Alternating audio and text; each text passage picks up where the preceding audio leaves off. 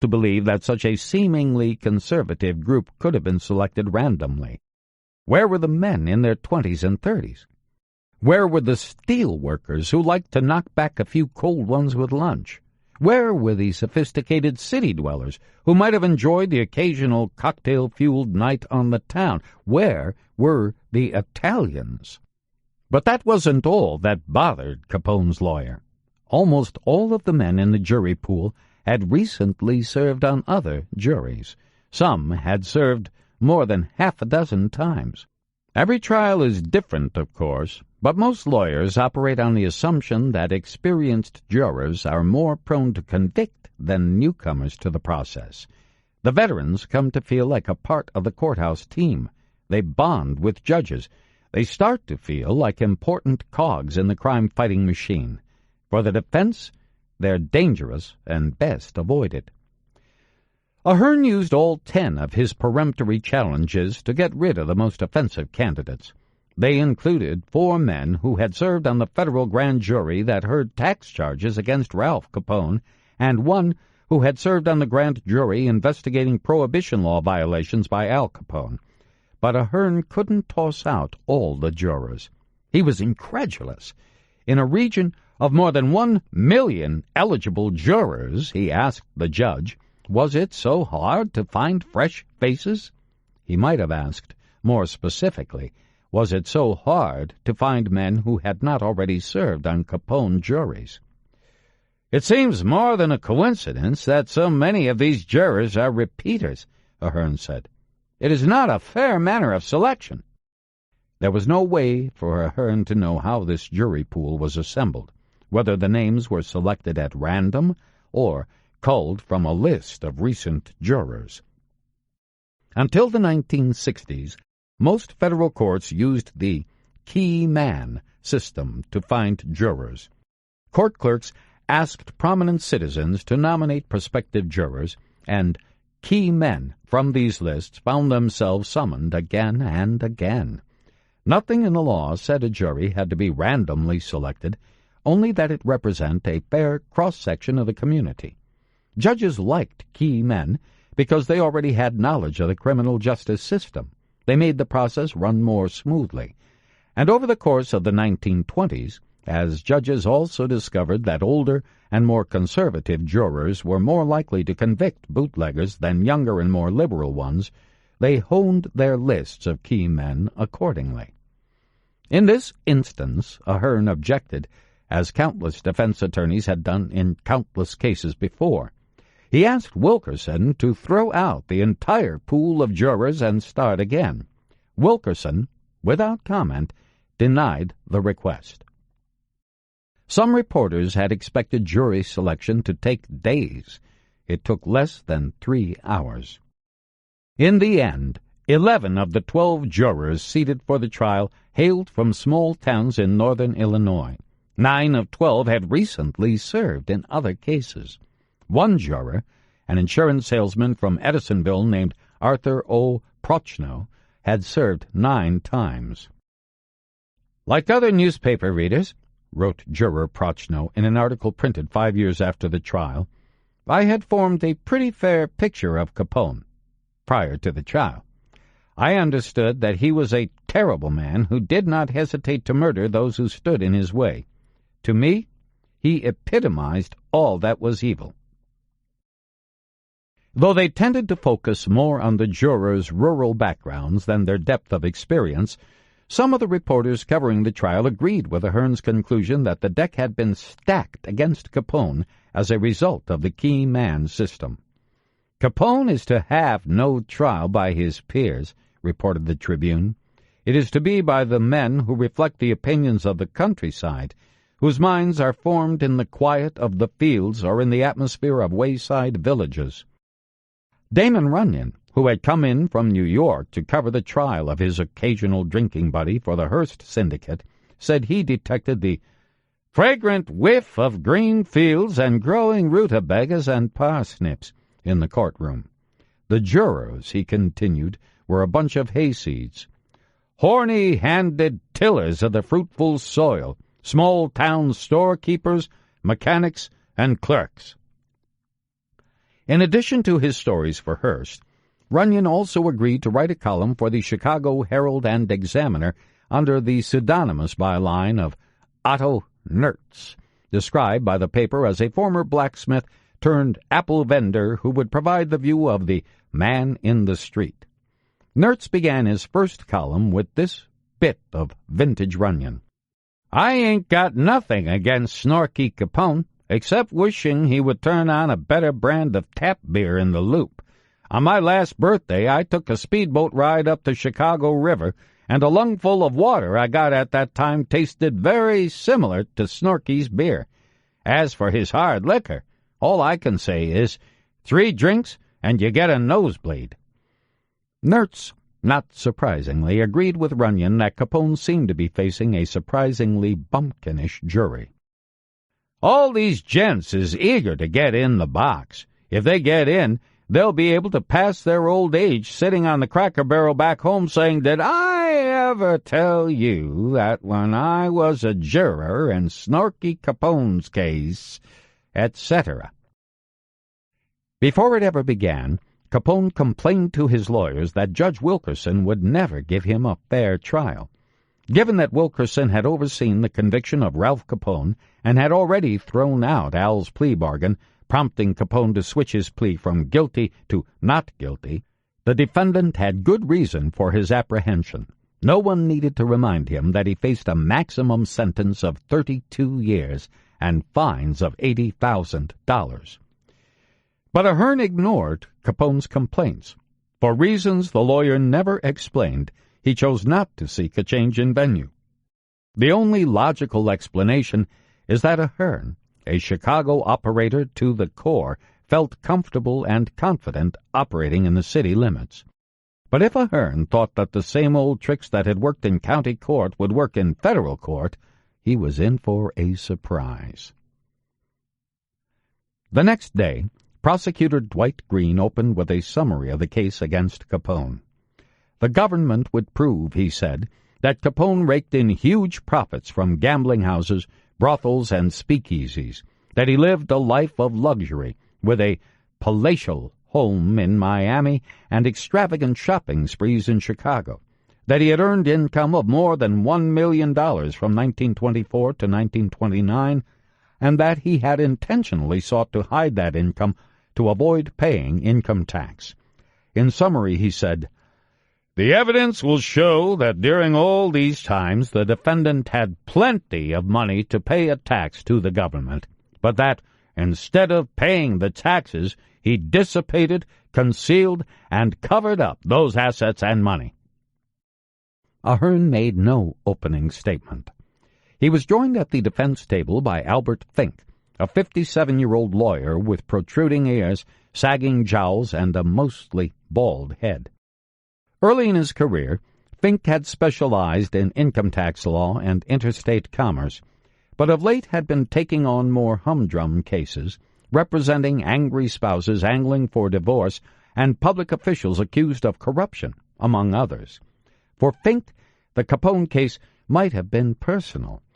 In 1925, while he was honeymooning on a yacht on Long Island Sound with his second wife, the former Lucille Rhodes of New York, the ship was intercepted by a Coast Guard cutter. Prohibition agents climbed on board and searched Fink's vessel. Fink and his wife were charged with possession of 23 bottles of intoxicating liquor and forced to pay a $500 fine. It was Fink, at the start of the trial, who told Judge Wilkerson that he and Ahern intended to challenge the constitutionality of the tax evasion charge against Capone. The government was accusing Capone of failing to pay his income tax and engaging in a conspiracy to evade payment. Failure to pay was a misdemeanor. Conspiring to evade payment was a felony. Ahern and Fink intended to argue that the two charges were essentially the same, asking Wilkerson to dismiss the felony charge. Jack Guzik had made the same contention, unsuccessfully, in his recent trial, and an appeal was pending. Judge Wilkerson said he would reserve judgment on the matter until after the feds had presented evidence establishing Capone's income.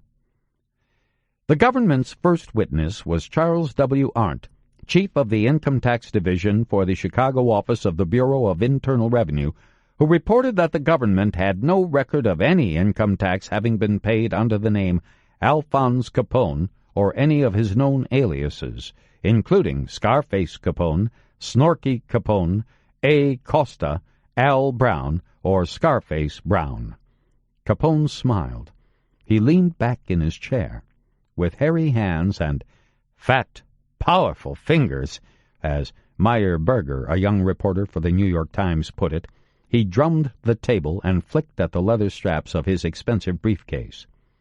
Next came Leslie Shumway, dressed drably in brown, his bald head shining under the bright lights from the ceiling.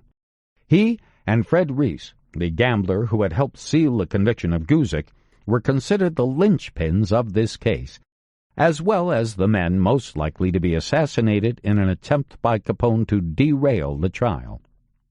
Now, Shumway avoided making eye contact with Capone. He spoke so softly that spectators were forced to lean forward to hear what he said. He testified that he had kept the books at some of Capone's Cicero gambling dens, and that the shops moved from one location to another as they were shut down by cops. When Assistant U.S. Attorney Jacob Grossman showed Shumway a set of books, Shumway confirmed their authenticity. They showed that profits for one of Capone's dives had been $300,000 for 1924, $117,000 for 1925, and $170,000 for a 4-month stretch of 1926. The ledgers ended at about the time of Assistant State's Attorney William McSwiggan's murder, when the cops cracked down on speakeasies and casinos in Cicero. A few of the jurors were seen yawning during the bookkeeper's testimony, but they sat up in their chairs and paid close attention to the next witness because he was so commandingly handsome. Capone, too, seemed transfixed. This was Reverend Henry C. Hoover, no relation to the president or the FBI director, a tall, blond-haired, broad-shouldered man with a pompous air about him. He was only about 35, but he wore pince-nez glasses perched on the bridge of his nose, an affectation that had seemingly gone out of style with Teddy Roosevelt. But on Reverend Hoover, a star witness from Central Casting, if ever there were one, they looked dashing. In 1925, Reverend Hoover had led a group of angry vigilantes on a series of raids against brothels and gambling dens in Cicero and neighboring Stickney. On May 16, 1925, the day of the Kentucky Derby, recalled Reverend Hoover, he and his men stormed one of Capone's Cicero gambling houses at 4818 West 22nd Street. They overturned whiskey bottles and tossed roulette wheels and card tables to the street. It was here, Reverend Hoover said, that he had bumped into Capone, and it was here that the ledger used at Capone's tax trial had been seized. The gangster, at that time a top aide to Torrio, had been alerted to the raid and had rushed over from the Hawthorne Inn. He was wearing a pajama top and the pants from a suit. His face was unshaven. He was shoving cash in his pockets when the Reverend interrupted him. He turned to me, Reverend Hoover testified, and he said, "This is the last raid you'll ever pull." Capone then vanished. He returned 30 minutes later, clean-shaven, dressed, and apparently in a better mood. "Reverend," he said, according to the witness's testimony, "why can't you and I get together? Give me time to get my money out of this place. If you'll let up on me here in Cicero, I will withdraw from Stickney." For some reason, this caused a few chuckles in the courtroom. It may have been the Reverend's shabby impersonation of Capone that amused the audience. Reverend Hoover blushed at the laughter and continued. "Mr. Capone," I said, "as far as I am concerned, the only understanding you and I will ever have is this. You must observe the law or get out." Capone tapped his foot on the courtroom floor, folded his arms, and stared unblinkingly. When the prosecution finished questioning the Reverend, Michael Ahern stretched his long legs and rose from the defense table. He removed his eyeglasses, wiped them with his handkerchief, returned them to his face, and began peppering the witness with questions. Did he and his raiders have a search warrant with Capone's name on it? The answer was no. Why wasn't Capone arrested? Reverend Hoover said he had tried to get the sheriff to arrest Capone, but had failed. Was Hoover certain that the man he met was really Al Capone? Another member of the raiding party had testified that he wasn't sure if the man he saw that day was Ralph Capone or Al Capone. Could Reverend Hoover also have been confused? There were holes in the Reverend's story, and Ahern did a good job of jabbing at them, but he failed to hit the witness with a knockout punch. Had Capone's lawyer gone back and read old newspaper stories from the time of the raid, he might have noticed a glaring discrepancy in Reverend Hoover's testimony. At the time of the raid in 1925, the Reverend had said that Capone had not been in the gambling joint when the raid began. At that time, Reverend Hoover had told reporters that another man, someone named Joseph Smith, revealed himself as the owner of the gambling joint, and that Capone had come along only later, when the raiding party was finishing up its work, and had tried to bribe the raiders to make them go away. Reverend Hoover's testimony helped establish that Capone was the owner of the casino tied to Shumway's ledger, and the ledger was the only piece of physical evidence that showed income for Capone. Ahern could have damaged the Reverend's credibility by pointing out the conflicts in his testimony, but he missed his chance. In the biggest case of his career, Ahern was coming up short from the very start. But there's no reason to suspect that he was giving it less than his full effort. It seems more likely that he was in over his head.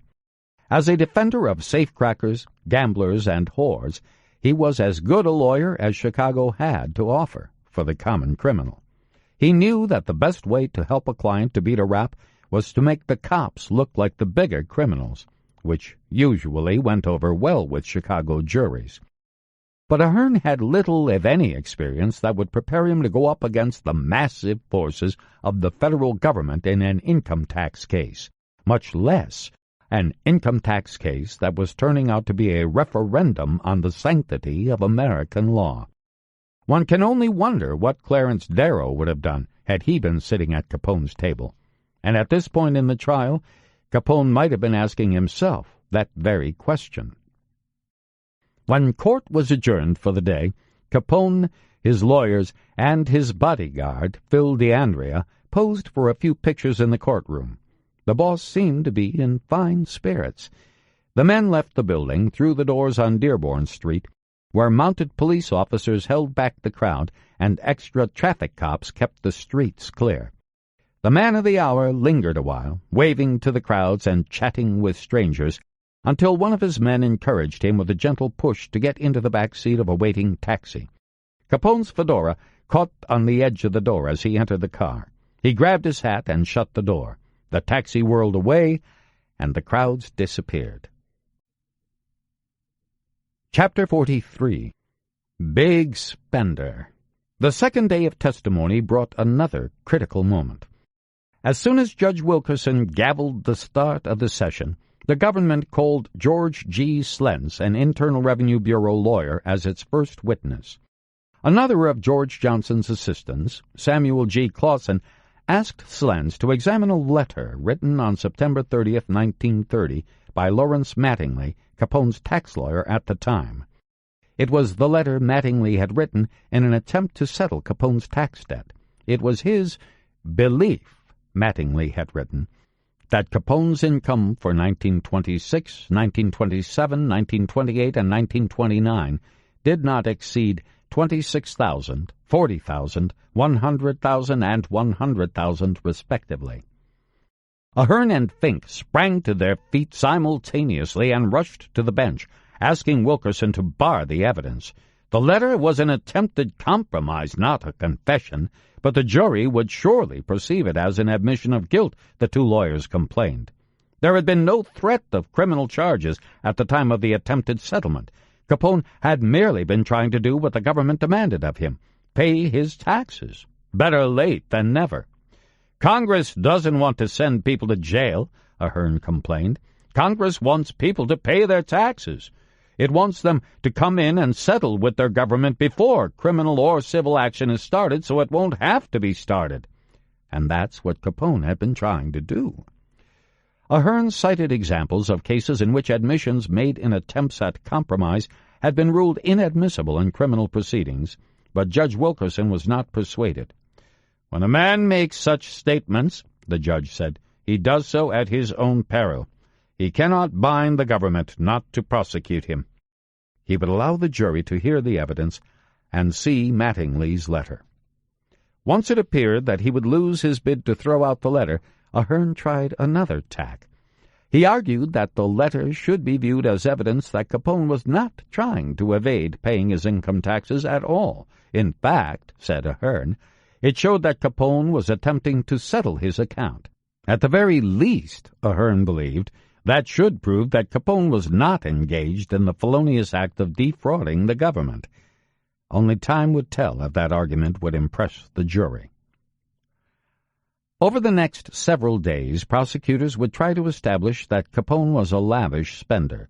If they couldn't prove he had income, they would prove he had money, which must have come from somewhere. Runyon explained the strategy nicely. "Your Uncle Sam argues that if a man spends a raft of money, he must necessarily have a raft of money to spend, a theory that sounds logical enough, unless your Uncle Sam is including horse players." McLean Smith, a desk clerk at the Metropole Hotel, testified that Capone kept a suite of 5 rooms, rang up thousands of dollars in bills, and always paid in cash. "Did you ever see Mr. Capone give any tips?" Smith smiled reminiscently, as the Daily News put it, before saying, yes, he'd been tipped well by Mr. Capone. Capone's gopher in Miami, Parker Henderson, Jr., was asked to examine $35,000 worth of Western Union money transfer orders and to say who had received the money. "Capone," he said. "Who paid for the Capone family's mansion in Palm Island?" Henderson was asked. "Capone," he said. "Who paid for the installation of the swimming pool and concrete wall around the property?" "Capone." Later came more proof of Capone's extravagant spending habits. A weekly meat bill of $250, a telephone bill one winter that added up to $8,400, and an interior decorator's charge for $1,725. A baker testified that he delivered bread to Capone's home and charged him $3 or $4 a day. An ironworker said he built Capone a gate for $490. A jeweler said he sold Capone 8 diamond belt buckles at $275 per. A department store clerk said she sold Capone linen and kitchenware for $800. Another offered details on Capone's underwear, made from the same silk as fine ladies' gloves, which cost an astonishing $12 a pair. A tailor said Capone ordered 23 suits, most of them double-breasted, in a 2-year span, and a Marshall Field and Company salesman made it known that Capone liked the right-hand pockets of his overcoats made bigger and stronger than the left-hand pockets, presumably to accommodate his gun. One witness said Capone liked to peel bills off a roll of cash that would have choked an ox. Upon cross-examination, Capone's lawyer asked, "Wouldn't the size of the roll depend on the size of the ox?" Capone seemed as bored as the rest of the audience, except at one moment when the contractor who built the dock at his home in Miami complained that the gang chief still owed him $125. At that bit of testimony, Capone's jaw clenched so firmly, according to the Daily News, that the scar on his cheek stood out like a cord. Capone then whispered to his attorneys that the contractor didn't get his money because he didn't finish the job and left his scow and tools behind. "Call him a tax cheat, call him a killer," he seemed to say, "but don't call him a man who doesn't pay his bills." For the reporters in from London, Boston, and New York, some of the testimony must have been unfathomably dull. How could they justify their expense reports? At one point, the baker was asked if he delivered only bread or if he sometimes brought cake, too, At another point, the butcher was asked if Capone could have possibly consumed so much meat. "Oh, one man couldn't eat all that," the butcher dutifully reported. And so it went for days, dollar by dollar, receipt by receipt, gratuity by gratuity. The great gangster Capone was beginning to look like nothing more than the last of the big-time spenders. Forget about winning the beer wars. Capone seemed more interested in shopping for drapes and kitchenware. And while he may have struck fear into the hearts of his machine-gunning rivals, there was no denying that the store clerks loved to see him coming. But if the trial was not living up to its hype, no doubt that's the way Johnson wanted it. He showed that Capone's casinos made money. He showed that the money from those casinos was deposited in bank accounts, and that money from those bank accounts was wired to Miami, where Capone's associates picked it up for him. No doubt, Johnson would have preferred to find an account or vault with Capone's own name on it, but he was making do with what he had. He would stack one piece of evidence atop another, like bricks, until he built an inescapable set of walls. Only one newsworthy incident interrupted the slow and steady proceedings. On October 10th, after another long morning of testimony from store clerks and contractors, Wilkerson announced that court would break for lunch. Capone and his bodyguard, Phil DeAndrea, started toward the door. But Mike Malone, one of the Internal Revenue agents working with Frank Wilson, thought he spotted a bulge under DeAndrea's jacket around his right hip. Malone whispered to Wilson, and the two agents quickly caught up with Capone and DeAndrea. The federal agents shoved DeAndrea into the corridor, threw open his jacket, and grabbed his gun. DeAndrea, a pudgy man with gold-rimmed glasses, put up no struggle. He politely told Wilson and Malone that he was permitted to carry the weapon because he served as a deputy bailiff for the municipal court. He pulled out a badge to prove it. But a quick check revealed that DeAndrea's term as a deputy bailiff had expired months ago. He was taken into custody and would eventually serve 6 months in jail for contempt of court. The bodyguard's arrest would have no bearing on Capone's trial, but it was one more piece of bad luck for the gang boss, one more indication that the breaks were not going his way. The Capone defense had thus far absorbed one body blow after another without raising a hand to strike back. If Ahern had a plan to reverse his client's fortunes, he would need to use it fast. The next day, October 11th, Ahern at last launched an attack. Capone, he said, was a victim of a conspiracy. The defendant had tried to settle his tax debt. He had tried to compromise, but the feds never truly cared about crime. They were only interested in punishment. Ahern told reporters he would call agents from the Bureau of Internal Revenue as witnesses and ask them to explain why so many so-called legitimate citizens had been permitted to repay their back taxes without the threat of criminal charges. He said he also intended to remind jurors that the income tax was a tax on income. The government had to prove that Capone made money and failed to pay his taxes on those earnings. His spending habits made for sensational headlines and made his client look like a sultan, especially given the depression gripping the nation. But for the purposes of this trial, said Ahern, spending was irrelevant. October 13th brought another day of mundane testimony. Fred Reese testified. Reporters in the room perked up as Reese glumly took the stand, hopeful that they might hear about something more tantalizing than Capone's taste for high-end housewares and haberdashery. But even Reese failed to excite. Though he had seen Capone often in Cicero's busiest gambling dens, and though he confirmed that 3 of those dives brought in hundreds of thousands of dollars a year in income, his testimony failed to prove that any of the gambling income went to Capone. The money always went to Guzik, he said. Jack told me not to turn over money to anybody but him or someone he sent down. Not even Al, Reese testified. After that, the government presented a few bank tellers and clerks who testified that Guzik and others had deposited money from gambling operations. But the only evidence linking Capone to the syndicate came from a handwriting analyst who identified the gangster's signature on the back of a check that had been deposited at one of the banks. There was no telling how much longer the trial would last. The feds had not yet called Johnny Torrio to the stand. Neither had they called Pete Penovich or any of the other gunmen and gamblers who ran with the Capone gang. They had made almost no attempt at all to link Capone to the city's vast network of speakeasies, breweries, or gambling halls. The government's entire case to that point was circumstantial. Perhaps Ahern was waiting for the government to go for the knockout before he counterpunched. Until that moment, George Johnson had been silent throughout the trial, letting his assistants question the witnesses. But at about 2:20 in the afternoon, when his team finished the examination of the handwriting expert, Johnson slowly and quietly rose from his seat, looked up at Judge Wilkerson, and approached the bench.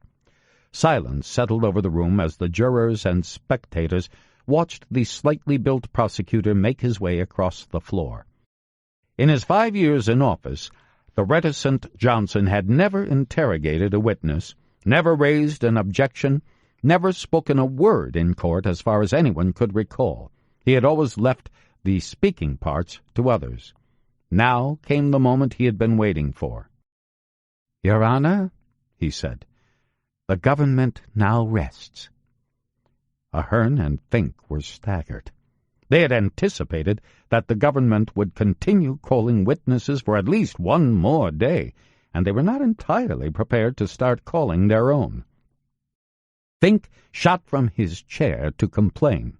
The prosecution had intentionally kept the defense in the dark, he said. They had refused to provide a detailed list of their charges and claims, also known as a bill of particulars. As a result, Capone's team had no idea how many witnesses were to be called or how long the government might go on presenting evidence. Now they were trying to pull a fast one. Fink said he and Ahern still intended to call witnesses from New York, Philadelphia, and possibly Washington to testify on Capone's behalf, but they would need a couple of days to bring them to Chicago.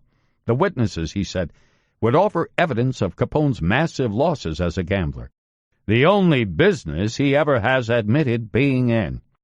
The prosecution had proved only one thing over the course of the trial, that Capone spent money. The defense wanted to strike back. They wanted to show that Capone not only spent enormous sums of money, but that he also gambled enormous sums. One bookmaker would testify that Capone placed between 25 and 30 bets a week, gambling thousands at a time and losing about 60 grand a year. And that was just one bookie. They would attempt to prove that Capone assumed that gambling income was not taxable, an incorrect assumption, but nonetheless a plausible one. They also would try to show that Capone's massive gambling losses offset his gains. If they could convince the jury that Capone's failure to pay income tax had been an honest mistake, Ahern and Fink believed, they might at least beat the felony counts and help Capone avoid a lengthy term in federal prison. Finally, they intended to argue that the government's entire case was nothing but a politically motivated attempt to make Capone a scapegoat for the failure of prohibition. But they weren't ready. Of course, Ahern and Fink could have put Capone on the stand to testify to his gambling losses and to his naivete when it came to settling his tab with Uncle Sam, but they had no intention of doing that. They were afraid of subjecting him to cross-examination by the government. They also toyed with the notion of putting Johnny Torrio on the stand to discuss Capone's career and compensation. But again, they dropped the idea. Fink went on complaining. The government had been preparing its case since 1928, he said. Capone's team hadn't done any work until July 30th, 1931, when Judge Wilkerson threw out the proposed plea bargain. It wasn't fair to shut down the defense before it had time to fully respond to all the charges. He asked for a 2-day delay in the trial. Wilkerson refused. Fink tried Plan B. He asked the judge to allow the defense team 10 hours in front of the jury to present its closing arguments. Wilkerson said they could have 4. The judge banged his gavel and court was adjourned until the following day. Chapter 44. The Verdict. With the jury out of the room, before starting his closing arguments, Ahern asked one more time if Wilkerson would consider correcting what he believed to be a series of errors made by the court over the course of the trial.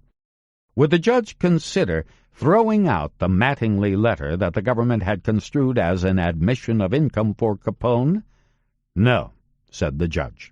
Would he revisit the issue of the statute of limitations?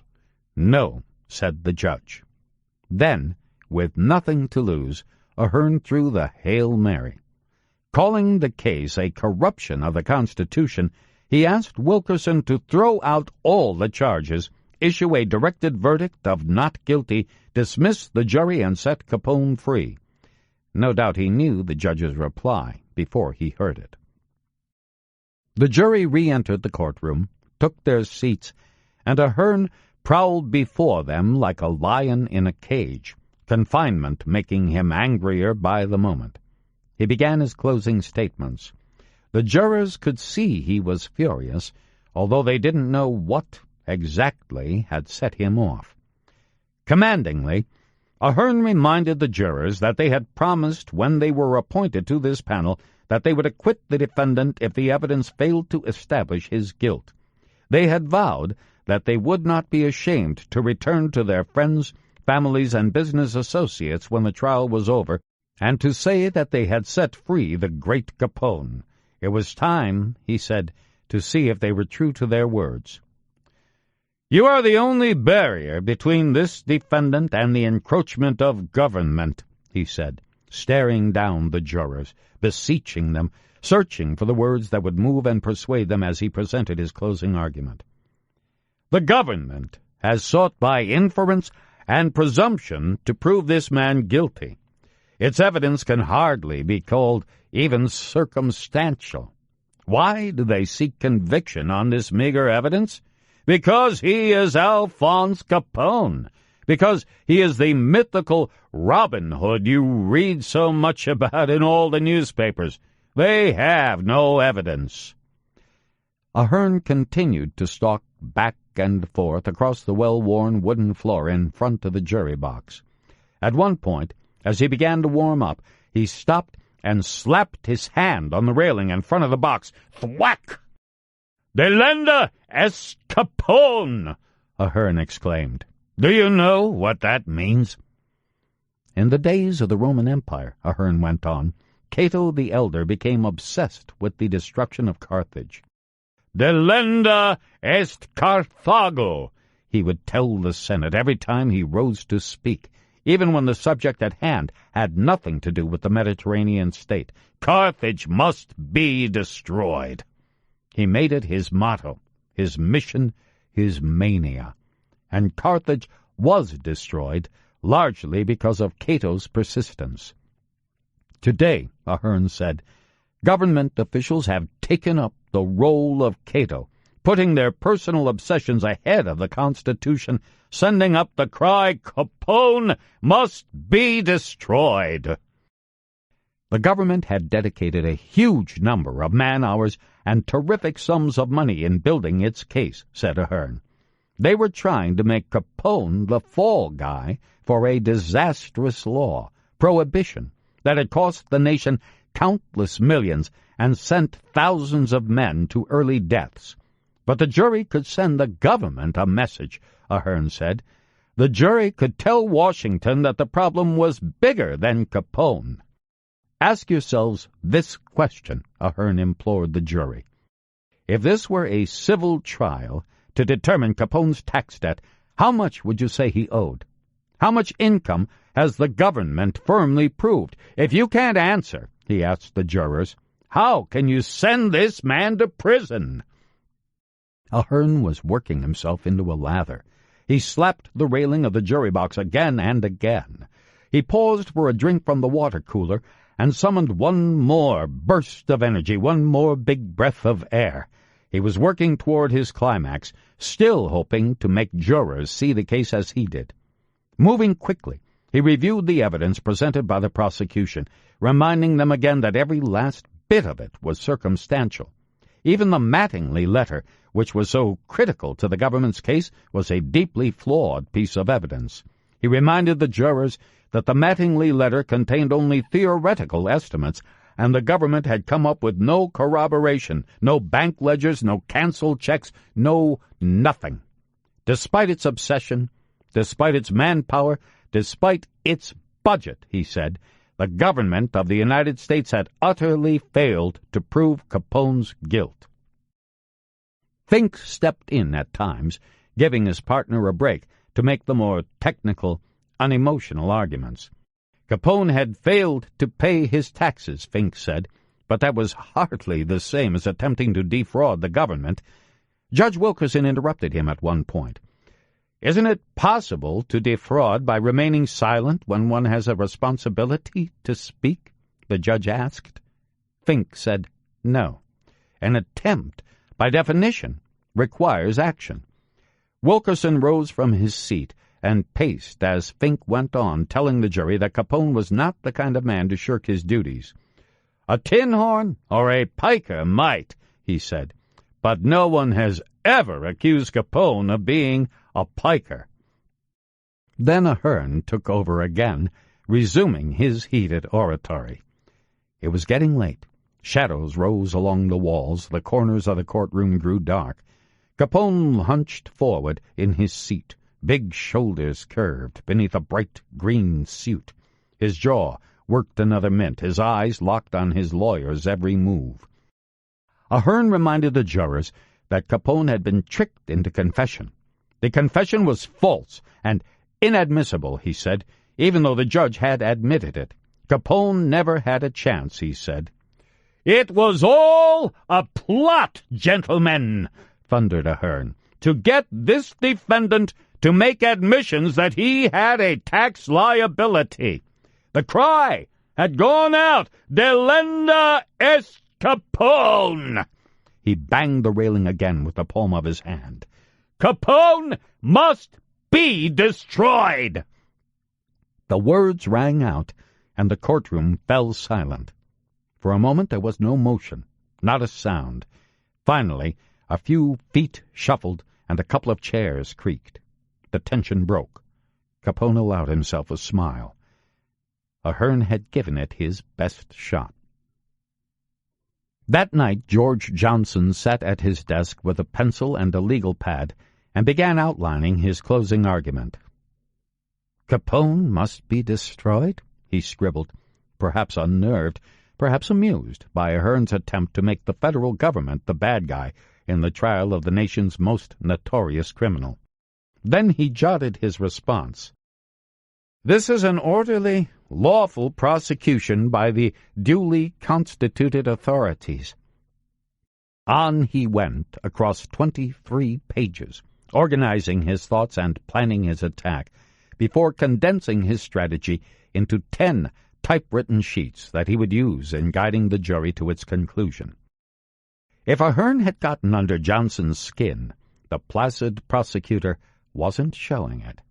The next morning, in court, before the biggest crowd yet to attend the trial, Johnson began in his usual understated style. The only thing unusual about it was that Johnson was addressing a jury. "Gentlemen of the jury," he began, "as the United States Attorney, the responsibility for the closing argument rests with me, and I shall promise you that the argument will be brief, and that I will devote myself to the facts in the record." He began by addressing Ahern's complaint that the feds were bent on destroying Capone. Facts be damned. It wasn't so, he said.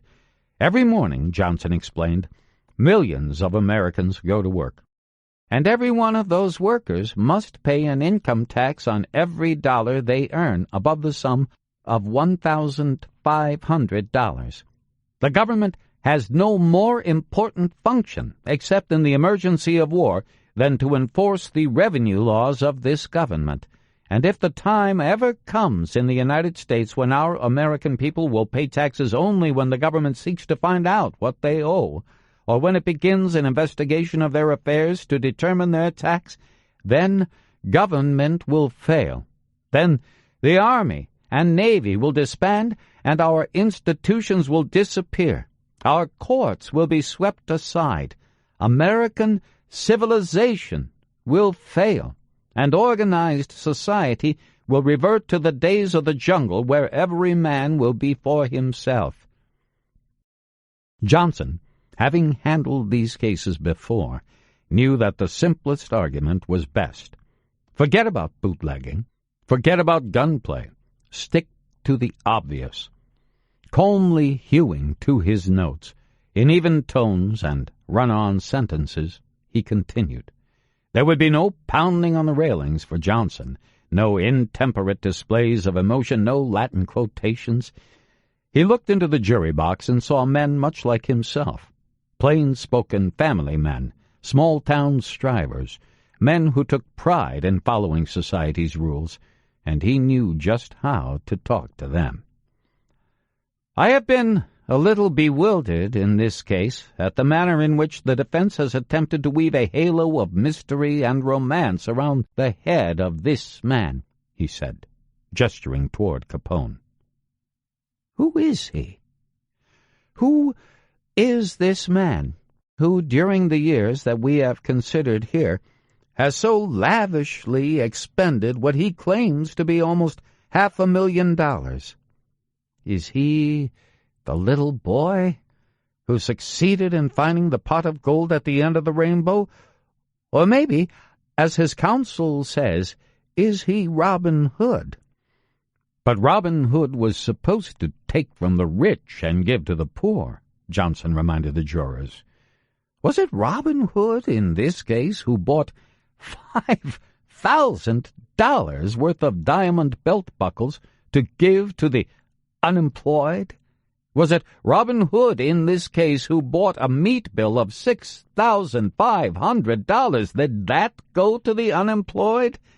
It went to the house on Palm Island, where one witness testified they came and went, and where there was poker. Did he buy those $27 shirts to protect the shivering men who sleep under Wacker Drive at night? No. He went on to outline Al Capone's career, focusing on his affluence, his power, his acquisitions, but not at all on the violence that attended his business affairs. It might seem strange that Johnson would try to stigmatize Capone by saying he played poker at his home on Palm Island and not mention the St. Valentine's Day Massacre or the murder of William McSwiggan, but the prosecutor knew what he was doing. There was no point in reminding the jury that they were being asked to convict Capone on a mere tax charge when he was allegedly involved in much greater crimes. Like a boxer in control of a fight in the late rounds, he was being careful not to take unnecessary risks. He reminded the jurors of Capone's interest in various gambling establishments, reminded them that Reverend Hoover had given testimony establishing Capone as the owner of at least one casino. He explained one more time how gambling profits were wired from a bank in Cicero to a Western Union office in Miami, where Capone's men picked up the cash for their boss. Capone was the mastermind of the operation, he said, operating from a perch so lofty that he never needed to get his hands dirty. His greatest crime, Johnson said, was not running brothels and casinos. His greatest crime was designing and operating an elaborate underground syndicate built with the express purpose of avoiding income tax. Once again, Johnson's argument wasn't exactly true. Capone didn't build his syndicate to avoid taxes. The tax dodging was a consequence of the lifestyle and career he had chosen. But it sounded good. From there, the prosecutor went on to shoot down his opponent's arguments one by one in mind-numbing detail, explaining why prosecutors called some witnesses and not others, why they emphasized certain bits of evidence and neglected others. He compared a Hearn to an artist who, with the addition of a line here and there, can cast a portrait in any light he likes, making his subject look either like a sage or a fool. Ahern, he said, had taken isolated facts and contorted them to give the impression that federal prosecutors had a weak case and were motivated by personal animus for the defendant. Johnson took the higher ground. He urged the jurors to weigh all the evidence, including the evidence presented by Capone's lawyers. But ask yourselves, he beseeched the jury, whether you can trust those who speak on behalf of a man such as Al Capone. This, gentlemen of the jury, he said, building calmly toward his conclusion, is not a case of a public clamor. In his 5 years as United States Attorney, he said he was never more sincere or more determined than I am in this case. In those 5 years, he said, he had never prosecuted a case in which the facts cry out louder as evidence of a violation of the law of the United States.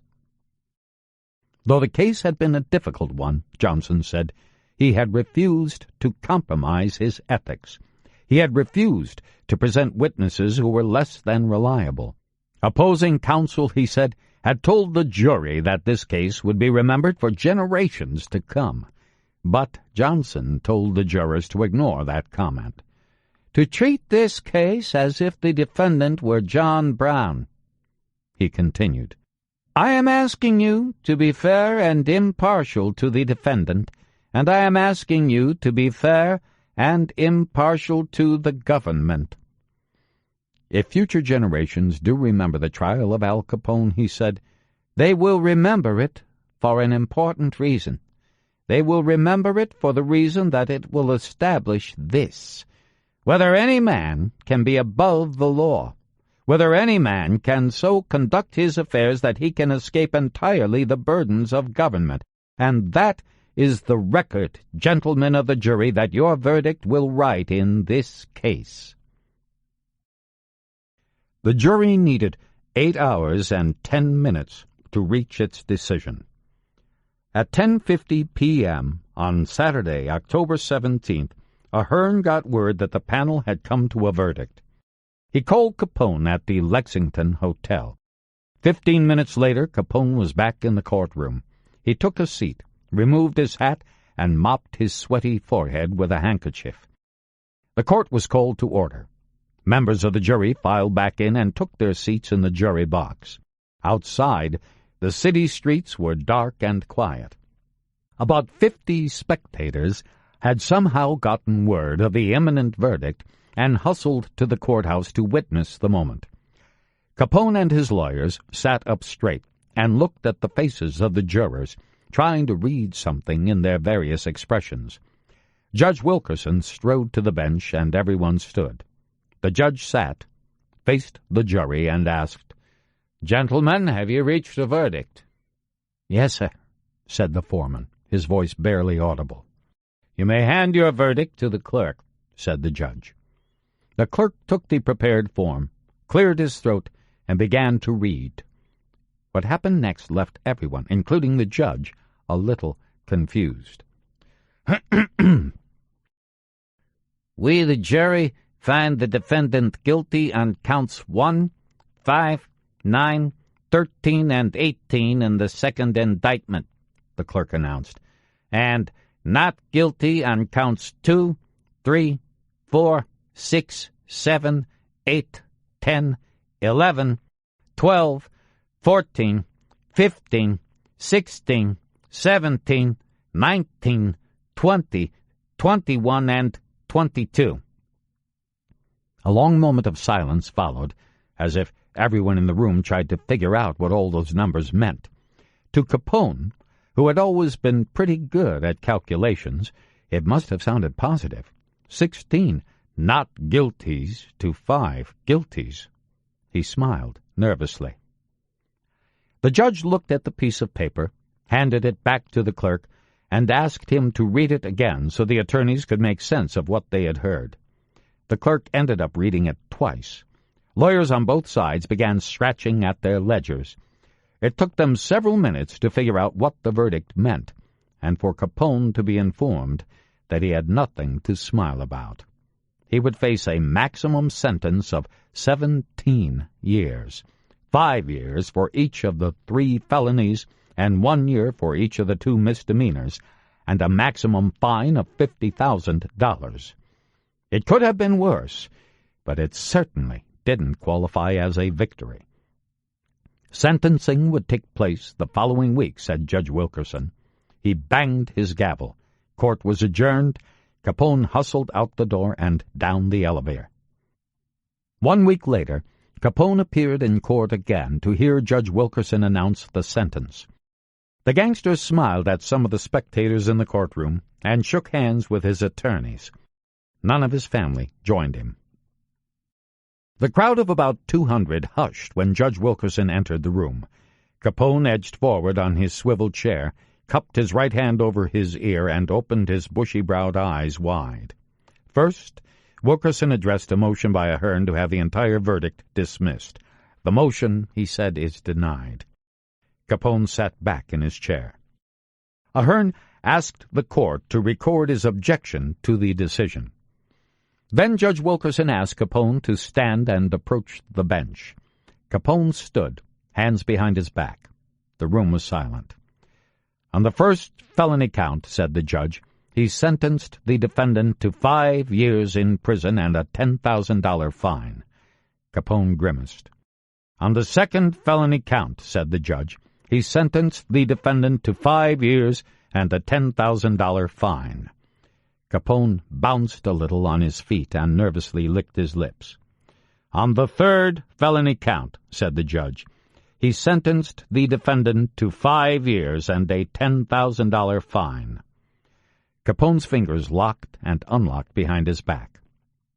On each of the 2 misdemeanor counts, the judge continued, the defendant was sentenced to 1 year in jail and a $10,000 fine. A murmur rose from the room, but Wilkerson pretended not to hear it.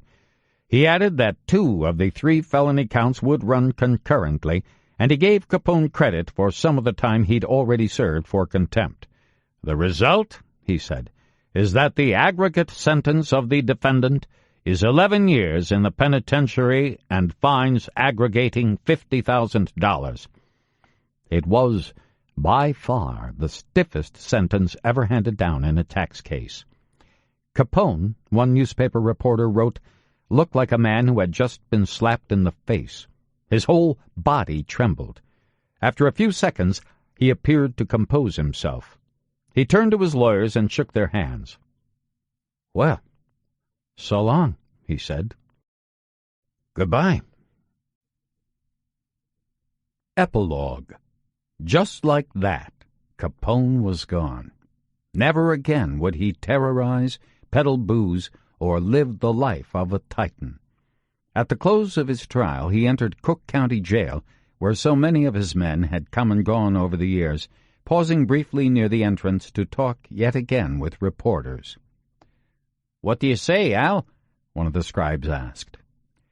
"It was a blow to the belt," he answered, referring to the 11-year sentence. "But what can you expect when the whole community is prejudiced against you? I've never heard of anyone getting more than 5 years for income tax evasion." That evening, Capone settled into a cell on D Block in the hospital ward, where accommodations were a little nicer than in the rest of the prison. He shoved aside his tin plate of corned beef and cabbage, settling for coffee and a few bites of rice pudding. While the prisoner brooded, word of his incarceration spread across the nation by radio and in bold-faced banner headlines. Read a front-page headline in the New York Times, "Capone convicted of dodging taxes." Most of the newspaper coverage carried a celebratory tone, as if a troublesome pest or virus had finally been wiped out. Ironically, though, some Americans felt sympathy for Capone, perhaps for the first time. Though no one doubted his criminality, it seemed perverse to some that the government had failed to charge him with more serious crimes. Few could relate to a cold-blooded killer, but everyone could relate to a tax cheat. Even some editorial writers expressed disappointment with the outcome of the case, saying it was a shame the government had found it necessary to rely on legal trickery to put Capone away. "It is ludicrous," commented the Boston Globe, "that this underworld gang leader had been led to the doors of the penitentiary at last only through prosecutions on income tax and liquor conspiracy laws." And the Washington Evening Star complained that while it was no doubt satisfying to see Capone behind bars, there will remain a sense that the law had failed. Capone's lawyers also felt the law had failed, albeit for different reasons, and they went to work trying to get his sentence reversed. They began by obtaining a stay that would keep their client from being shipped off to federal prison until his appeals were heard. At least for the time being, Capone would remain in Cook County Jail.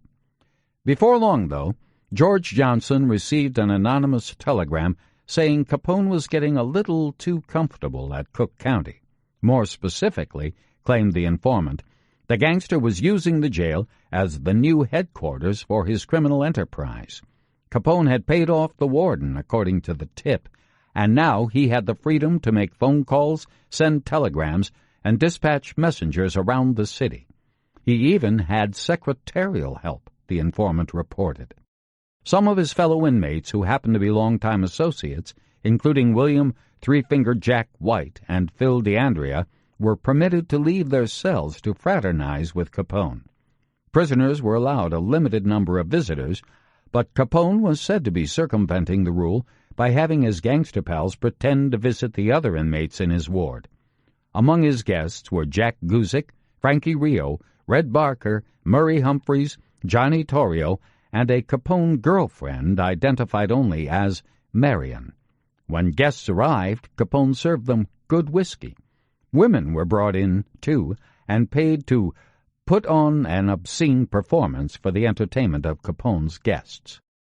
A Chicago Herald and Examiner headline blared, "Capone runs underworld from cell." No one suggested that the gang boss was using his influence to order hits, although there were any number of witnesses and informants from his trial whom he might have liked to see eliminated. The allegations only stated that he was still calling the shots in his gambling and booze business. Still, as the news spread across the country, the feds were embarrassed. In an unusual move for a prosecutor, Johnson visited the jail and investigated the situation personally. Already, rumors around the federal building in Chicago said that Johnson might be rewarded with a judgeship for his work on the Capone case. The newspapers also said that President Hoover was urging Judge Wilkerson to consider a campaign for governor. If Wilkerson didn't run, the papers said, the president probably would nominate the judge for a seat on a higher court. Johnson could have charged Capone with contempt of court if he found the gangster had been breaking prison rules, but an investigation by a federal agent concluded that many of the allegations had been exaggerated. Still, Johnson insisted on a clampdown at the jail. From that time on, Capone was allowed to see only his relatives and lawyers. He would be permitted no more phone calls than any other prisoner. Determined to show the press that he was no coddler of criminals, Warden David Moneypenny led reporters on a tour of the jail, showing them Capone's austere living accommodations. "I'm in jail," Capone griped to the reporters. "Aren't they satisfied?" Soon after, though, another scandal erupted that seemed to confirm the public's suspicion that Capone was being coddled. Warden Moneypenny was caught borrowing one of Capone's cars, a 16-cylinder Cadillac, for a drive to Springfield, Illinois. He claimed he didn't know the car belonged to Capone. On Thanksgiving, the prisoner was permitted to skip the prison fare and sup from a huge hamper of food sent by his mother. Inside the hamper was a turkey with all the trimmings and a huge container of spaghetti. Capone shared the meal with his 4 cellmates, one of whom is a Negro, noted the Tribune. After the meal, an ice cream truck pulled up outside the jail and delivered a slice of layer cake and a scoop of ice cream to each prisoner in the facility, compliments of inmate Capone. In filing their appeal of Capone's sentence, his lawyers decided to focus on a technicality. Capone's indictment had been written in vague language that had made it impossible to defend, the lawyers argued. But the appeals court wasn't buying it. In a ruling issued on February 27, 1932, The court declared that the indictment had included more than enough detail for Capone's lawyers to understand the charges and to plot their defense. Furthermore, said the court, if the lawyers had not been satisfied with the indictment when it had been issued, they should have said so at the time and asked the district attorney to furnish additional details. After a long winter in jail and a long, dull process of appeals, it looked as if Capone was nearly out of options. His lawyers would make one more pitch to the U.S. Supreme Court, and if that failed, Capone was bound for a federal penitentiary. On the morning of March 10, 1932, Capone gave an interview to Arthur Brisbane, an editor in the Hearst newspaper chain, and once again thrust himself into national headlines. 9 days earlier, in Hopewell, New Jersey, someone had kidnapped the infant son of Charles and Anne Lindbergh. Lindbergh was still one of the nation's most beloved heroes, even 5 years after his legendary flight across the Atlantic. The kidnapping triggered national hysteria and a massive hunt for the missing child. Capone seemed to be greatly disturbed by the crime. If the feds would allow him to briefly leave his jail cell, he said in the interview with Brisbane, he would work with the government to find Lindbergh's baby. Capone implied that his underworld ties might help him unearth information that law enforcement officials could never get. He even offered collateral, saying his brother John would hold his place in jail. Capone didn't reveal his plan for finding the baby, saying only, "I know I could help, and I know a lot of people." At first, Lindbergh expressed interest, but two of the men leading the investigation into the kidnapping, Frank Wilson and Elmer Eyre of the Internal Revenue Bureau, knew Capone from their work on his tax case and felt strongly that the gangster had nothing to offer. They urged Lindbergh to ignore Capone's overture. When Lindbergh received a demand for ransom, it was the soft-spoken, iron-willed accountant Frank Wilson who suggested that the serial numbers on the gold certificates paid as ransom be recorded before they were delivered to the kidnapper. It was a novel approach, and it worked. Those serial numbers led investigators to Bruno Richard Hauptmann, who was eventually convicted and executed for the crime. Unfortunately, by that time the Lindbergh baby had already been found dead.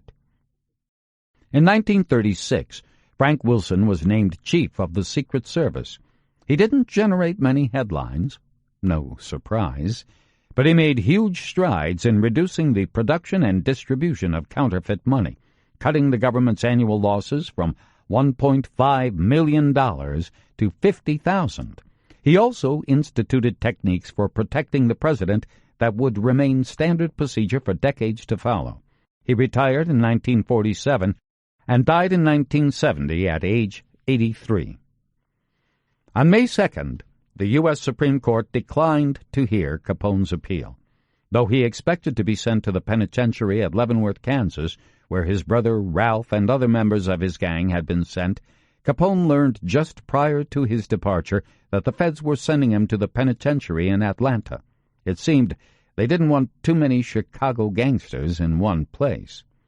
The next day at Cook County Jail, he said goodbye to May, Sonny, Teresa, Mafalda, and his brother Matt. Eliot Ness was among the federal agents assigned to escort Capone to the old Dearborn station. Later, Ness would dramatize his account of the trip across town, giving the impression that he and Capone had exchanged terse words, even though newspaper accounts made it clear that the two men traveled in separate cars. In all likelihood, they never met. Not on that day, not ever. Capone's departure signaled the end of Ness's glory days. He would spend most of the rest of his career as the public safety director in Cleveland. While he maintained his high ethical standards and helped erase corruption from Cleveland's police department, his reputation was tarnished over time by rumors of heavy drinking and marital infidelity. In 1942, he smashed his car after a night of drinking. Soon after, he resigned his post. His drinking grew heavier, his shoulders began to slump, and the lines in his face grew deeper and wider. He ran for mayor of Cleveland in 1947, but didn't seem to have his heart in it.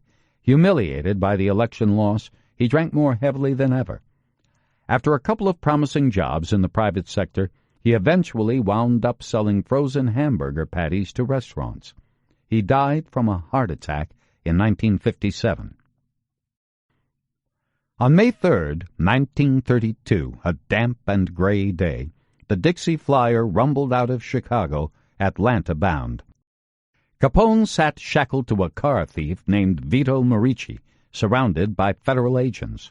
The big fellow smoked cigars, smiled for photographers, and chatted with reporters, perhaps aware that his window of opportunity for such impromptu press conferences was about to slam shut.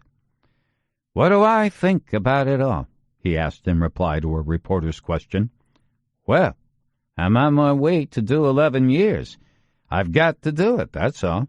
I'm not sorry at anybody, but I hope Chicago will be better off and the clamor will be satisfied." He added that he thought it might be best if booze sales were legalized again. Otherwise, he said, "they'll find that sending me away won't help Chicago much." Like Babe Ruth en route to spring training, or Clark Gable on tour to promote a new movie, Capone electrified the crowds gathered at whistle stops along the route. They pressed alongside the Pullman cars and peered into the window, the New York Times reported.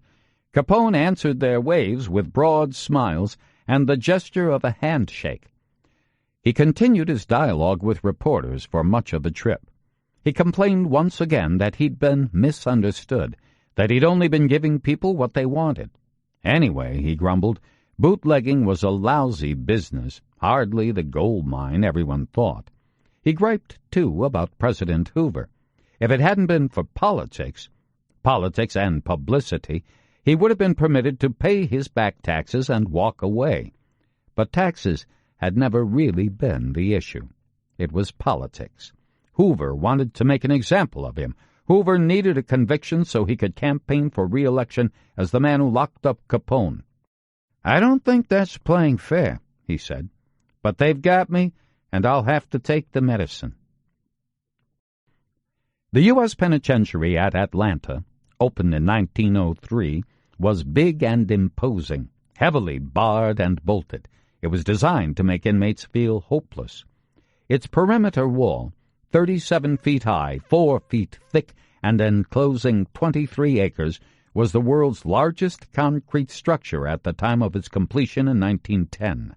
Among criminals, Atlanta was known as the toughest of the federal pens.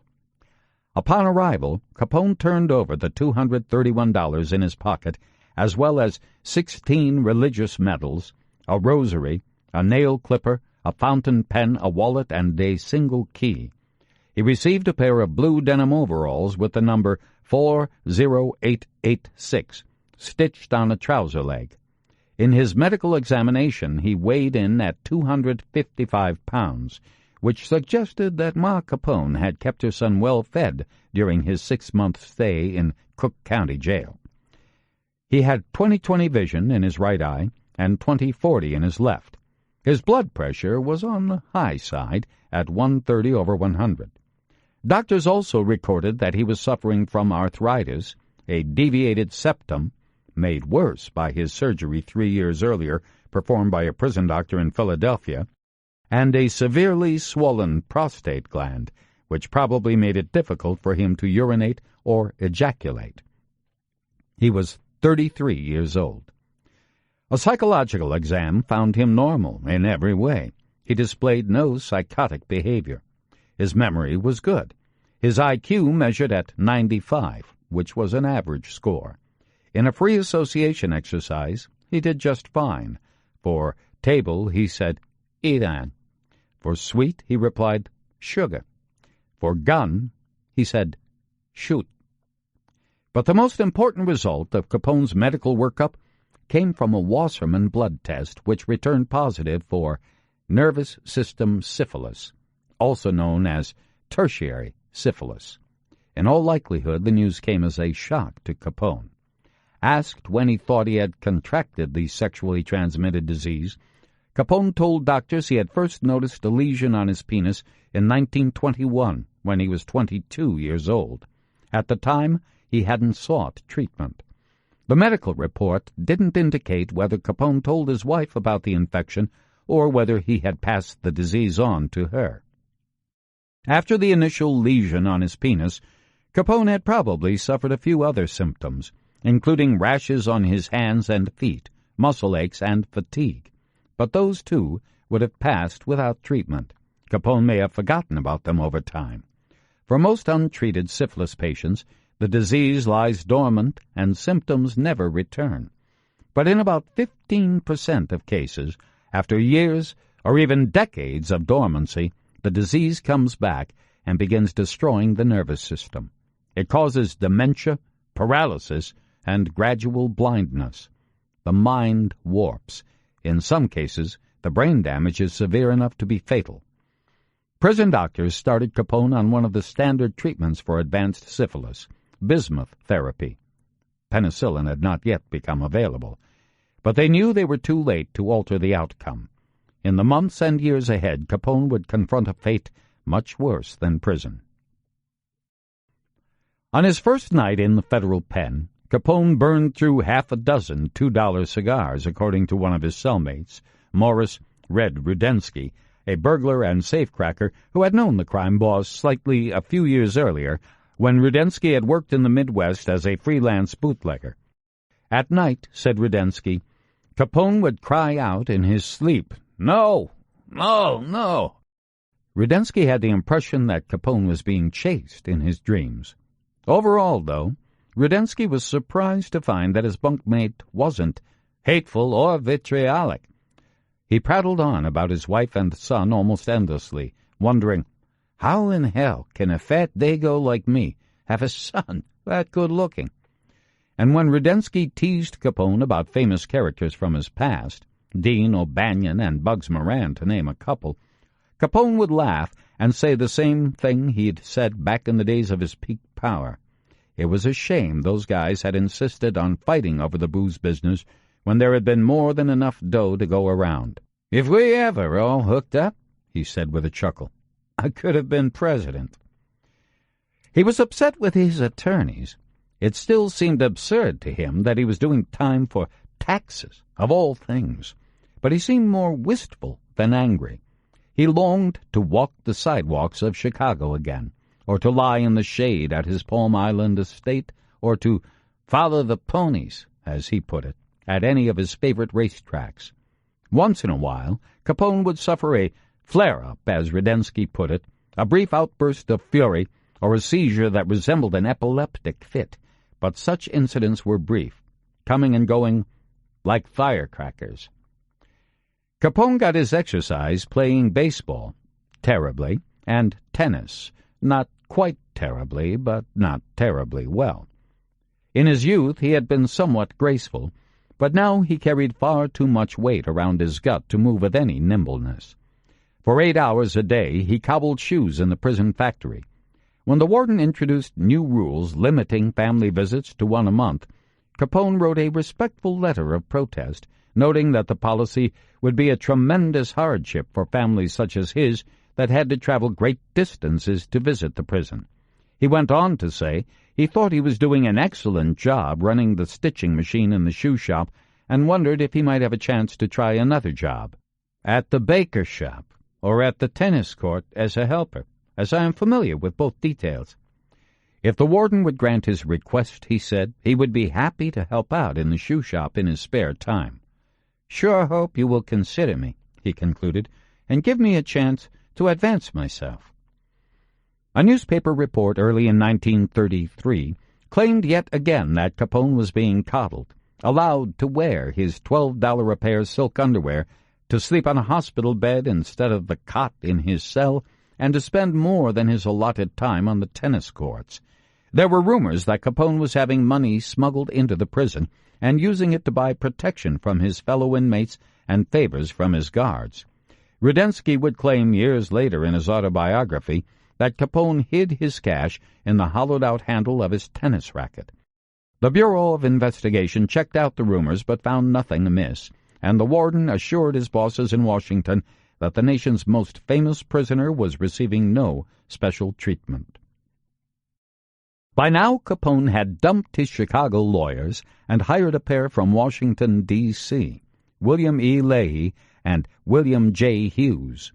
In the spring of 1933, they were pursuing an appeal that seemed promising.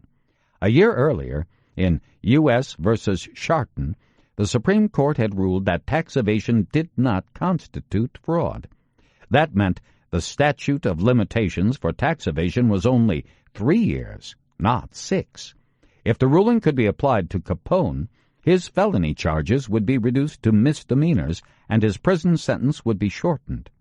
But when the new lawyers appeared in federal court in New Orleans to have their appeal heard, Judge E. Marvin Underwood said there was an important difference between Sharton's case and Capone's. Sharton's lawyers had raised their concerns about the statute of limitations at the start of the trial and raised it again on their initial appeal. Capone's trial lawyers had made almost no mention of and no objection to the statute of limitations. Since Capone's complaint on the statute of limitations was never heard in the original district court or in the first court of appeals, Judge Underwood said he had no right to intervene. On January 25, 1933, Capone received the following telegram from his lawyers. Decision against you on ground. Points should have been raised on appeal. Do not lose heart. They would try again, appealing to the U.S. Supreme Court, but to no avail. Capone's Chicago lawyers, Ahern and Fink, had blown it. From the start of the trial in Chicago, they had chosen the wrong approach. First, they had tried to prove that Capone had no income. Then they had admitted he had income, but claimed that his losses had offset his earnings. Those were the arguments they had thought would give them the best shot to win in Judge Wilkerson's court in Chicago. In hindsight, though, they should have seen that they had no chance with Wilkerson, especially after he had tossed out Capone's plea agreement and insisted on taking the case to trial. And when Wilkerson said at the start of the trial that he did not intend to listen to arguments concerning the statute of limitations, they should have asked him again and again, creating a record of objections at the trial. They should have begun laying the groundwork for their appeal. Now it was too late. Capone would have to do his time. The best he could hope for would be to have his sentence shaved by a couple of years for good behavior. As he settled in, Capone learned of an opening in the bookbindery shop and again requested a transfer. In making his pitch, he cited his experience at the Brooklyn Paper Company where he had worked as a teenager. He also requested permission to learn to play a musical instrument. His first choice, he said, was the bass. The records don't say whether his request for an instrument was granted. He continued to receive visitors. May and Sonny were his most frequent guests, coming almost every month. Every so often, one of his old cronies somehow got in to see the old boss. On birthdays and holidays, he never failed to send telegrams to his friends and family. In 1933, he composed Mother's Day poems for his wife and mother. May's poem went like this. We have set apart a Mother's Day from all the days in the year, and I want to bring my tribute to somebody precious and dear. I want to wish all gladness and happiness to the sweetest woman, my wife, for you are part of Mother's Day and the greatest part of my life. After the poem, he added a note. With passing years, the realization of my debt of gratitude grows more profound, and my love ever deeper and stronger for you. And may God bless you and love to all. Your dear husband, Al. He penned a different poem for his mother and attached almost the identical note at the bottom of the page. In the end, President Hoover's triumph in putting Capone behind bars wasn't enough to get him reelected. Not even close. Franklin Delano Roosevelt, the governor of New York, defeated Hoover in a landslide, carrying all but 6 states and tallying 57.4% of the popular vote. Now came the hard part. Roosevelt inherited a national crisis as serious as any since the Civil War. The unemployment rate had risen to about 25%. The stock market was still in the tank. Americans had lost more than $2 billion in deposits as 10,000 banks had failed since 1929. Throughout his campaign for the presidency, Roosevelt had blasted Hoover for being too timid. The time had come for the new president to take control. "We have nothing to fear but fear itself," Roosevelt said on March 4, 1933, in his inaugural address. In his first 100 days in office, Roosevelt moved with remarkable speed to kickstart the economy and get Americans working again.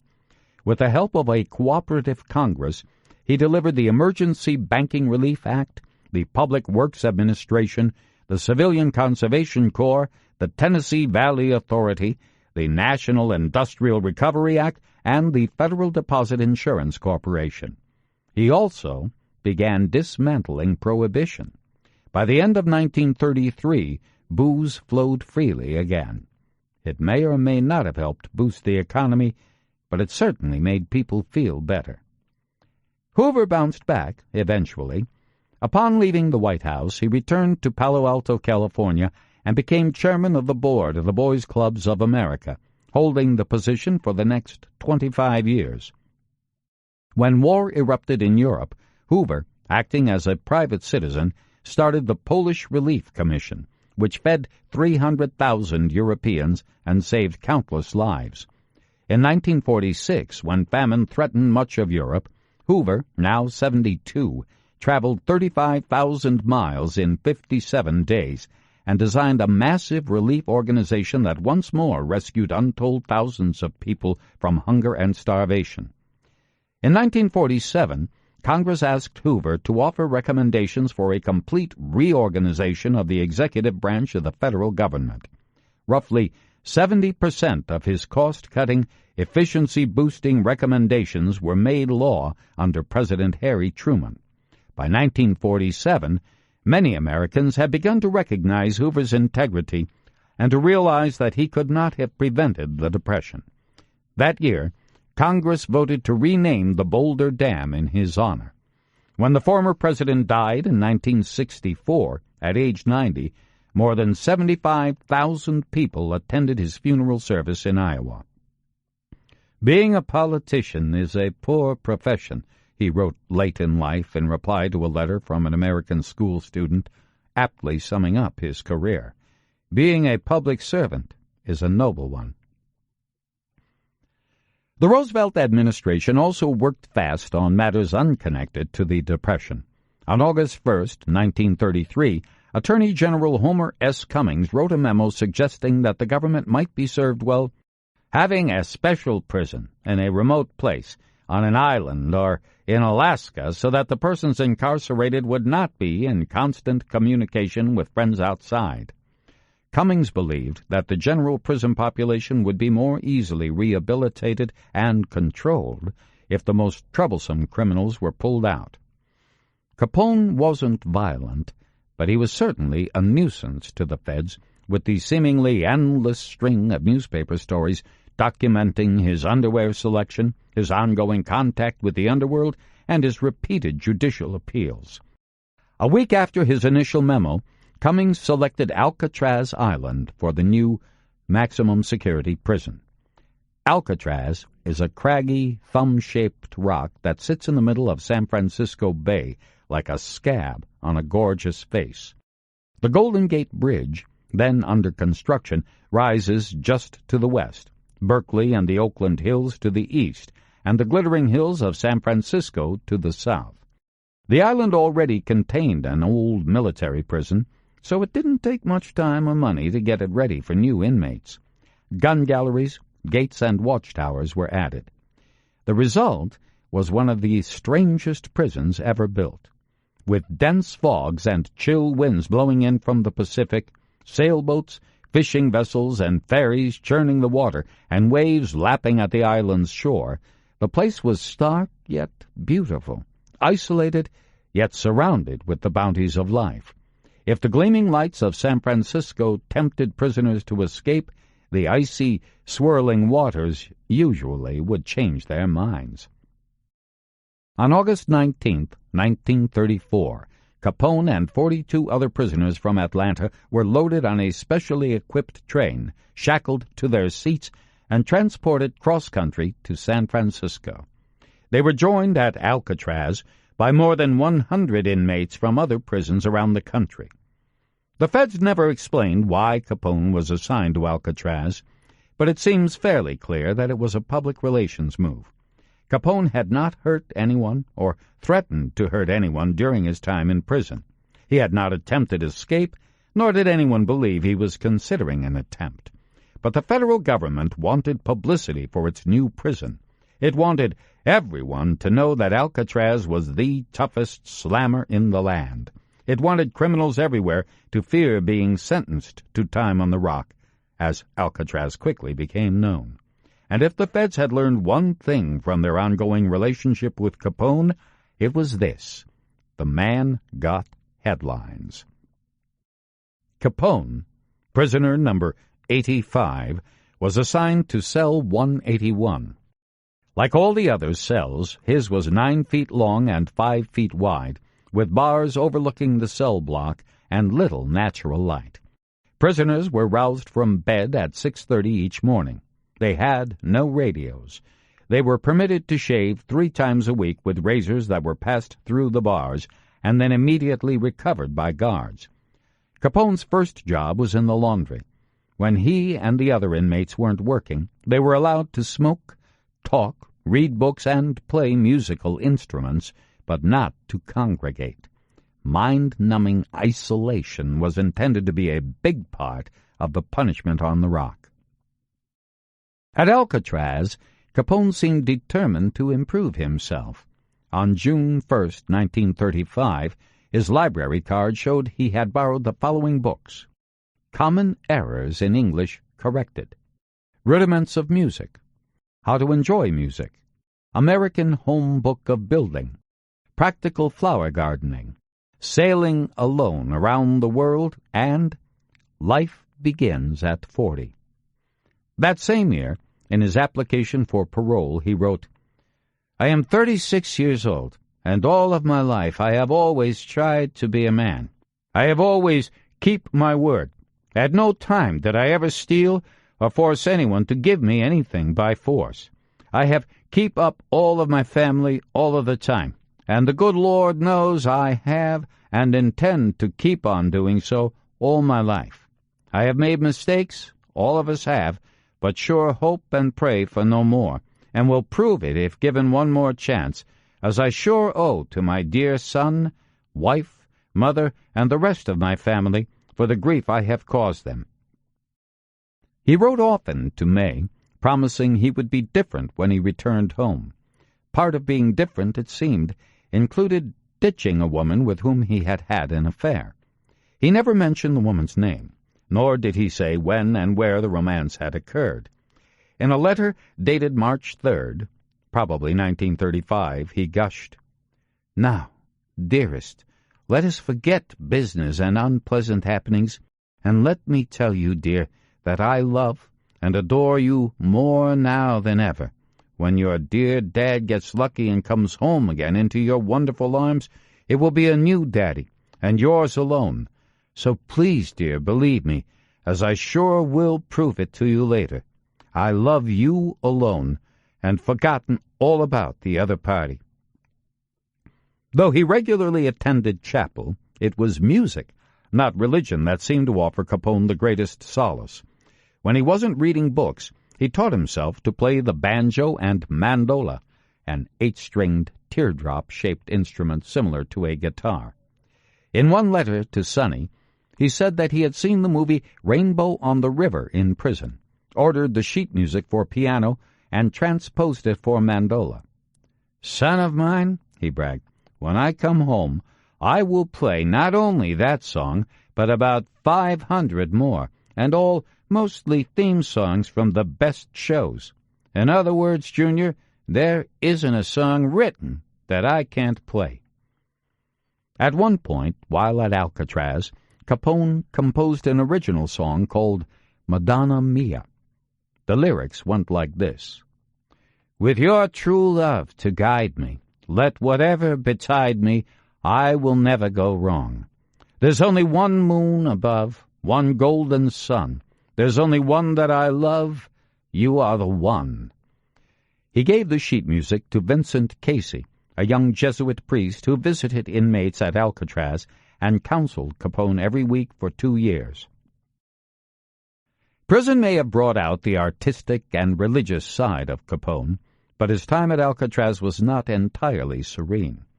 As the syphilis continued to attack his central nervous system, he was increasingly prone to emotional outbursts.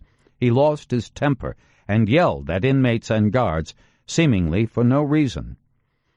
On the morning of June 23, 1936, Capone was at work in the prison basement, swabbing the floor between the laundry room and the shower. Nearby, in the barber shop, a Texas bank robber named James C. Lucas was waiting for his monthly haircut. Lucas was one of the joint's hardest prisoners. Once, he had supposedly asked Capone to finance a plot to smuggle machine guns into Alcatraz. Capone laughed and dismissed the scheme as absurd.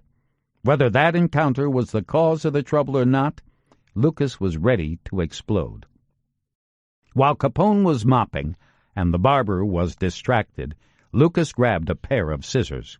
He pried the 2 blades apart, kept one, dropped the other, and threw himself at Capone. The blade sliced into the lower left side of Capone's back.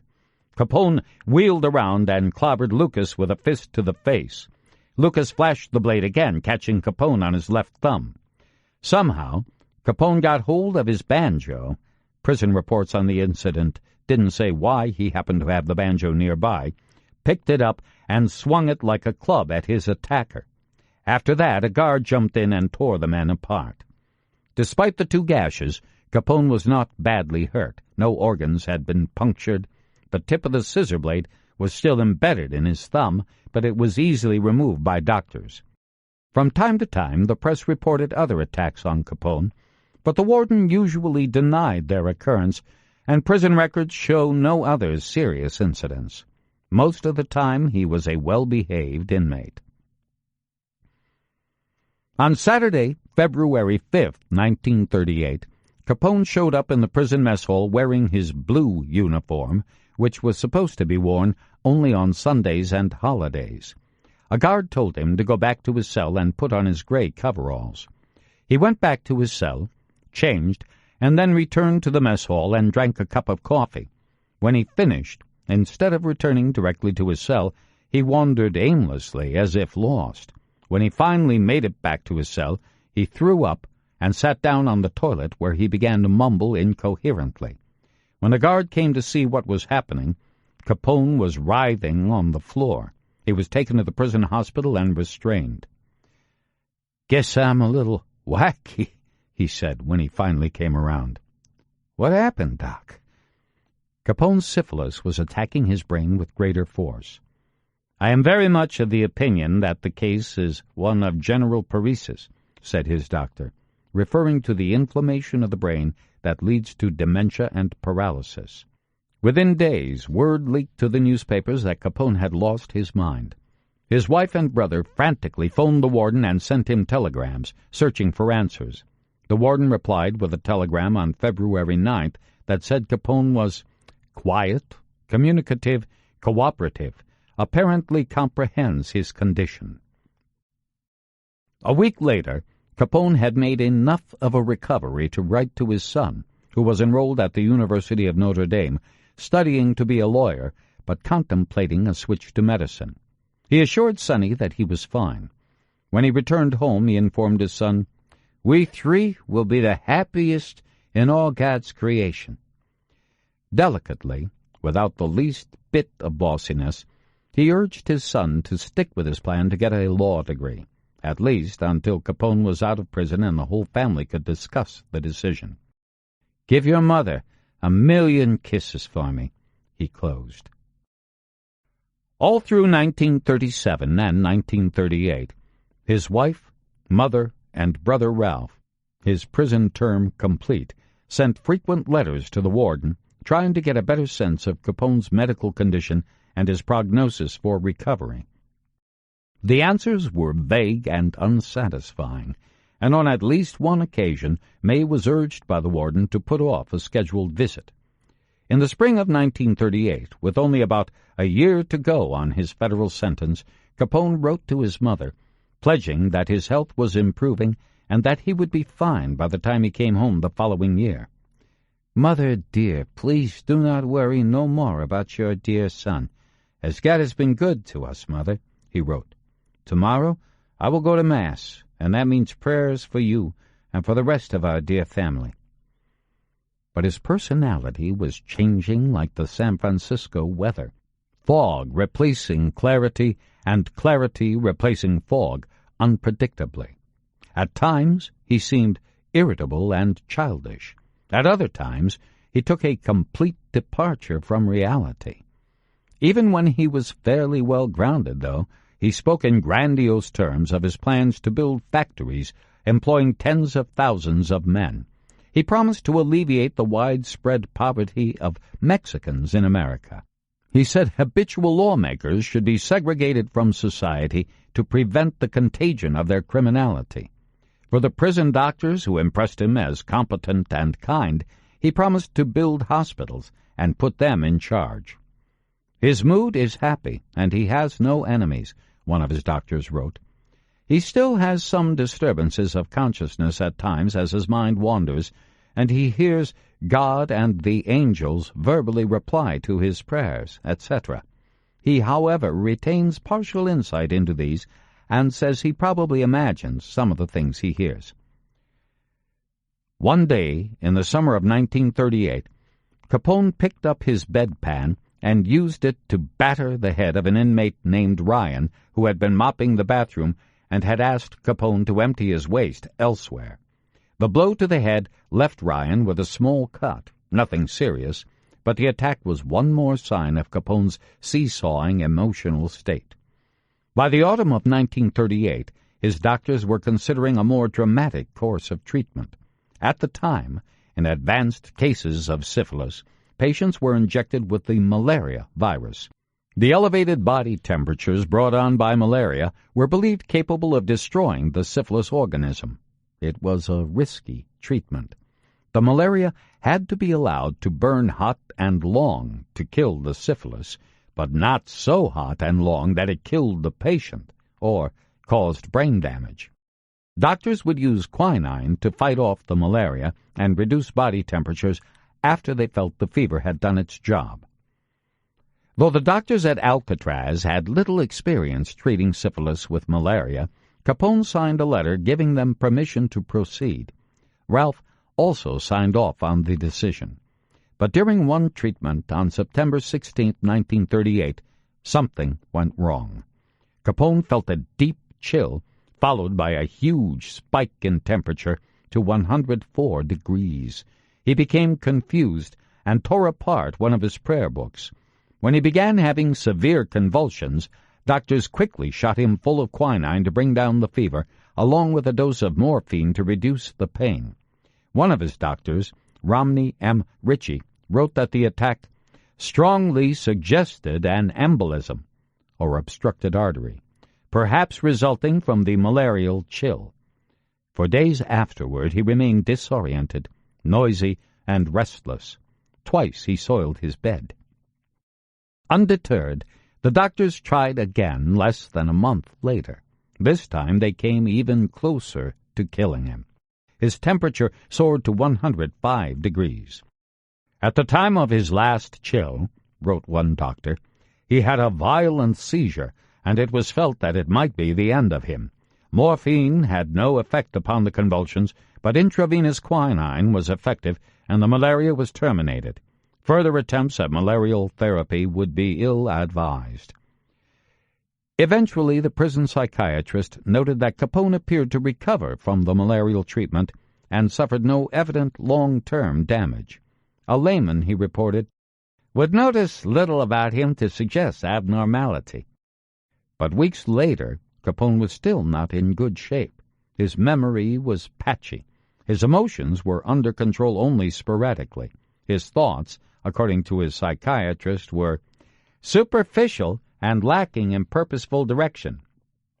When asked to subtract 7 from 93, Capone answered 56. While Capone deteriorated, Ralph managed most of his brother's affairs, conferring with his attorneys, making sure that all his tax bills and attorney's fees were paid, and arranging for his post-prison medical care.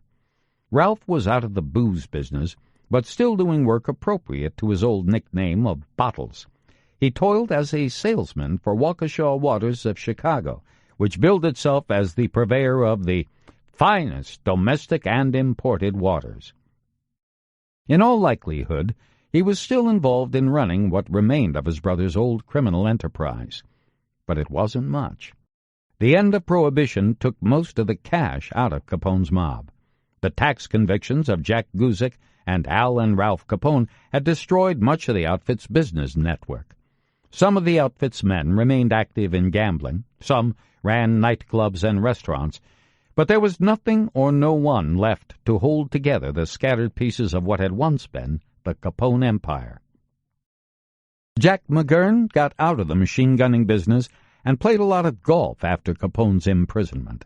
He turned out to have a great gift for the game and might have made a career as a professional player. But early on the morning of February 15th, 1936, he was gunned down by 3 men in a bowling alley northwest of the Loop. The crime went unsolved. Jack Guzik surprised his doctors and lived to age 70 before dying of a heart attack in 1956. A heart attack also took out John Torrio, who died in his barber's chair in 1957 at age 75. Bugs Moran went to prison in Ohio in 1946 for the robbery of a Dayton tavern. After that, the feds put him in Leavenworth for another bank job.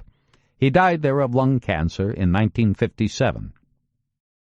Frank Nitti was one of the few Capone men who stepped up his crooked activity and took on more power in Capone's absence. He proved himself at least as competent as Capone in running the action. In 1932, 4 Chicago police officers stormed into Nitti's office without a warrant. Though Nitti put up his hands and made no attempt to resist the cops, he was shot anyway, in the back, near the spinal cord, then in the neck and chest. Amazingly, he survived and continued to oversee much of Chicago's organized crime operations for the next decade. In 1942, Nitti married Eddie O'Hare's former secretary, Annette Caravetta. On March 18, 1943, Nitti was indicted for extorting millions of dollars from movie executives and their union employees. The next day, he went for a walk along the railroad tracks near his home in suburban Riverside, Illinois. In front of several witnesses, he put a gun to his head, pulled the trigger, and fired 3 times before connecting with a fatal blow. In 1932, less than a year after Capone's trial, Judge James H. Wilkerson was nominated by President Hoover to the Federal Seventh Circuit Court of Appeals based in Chicago.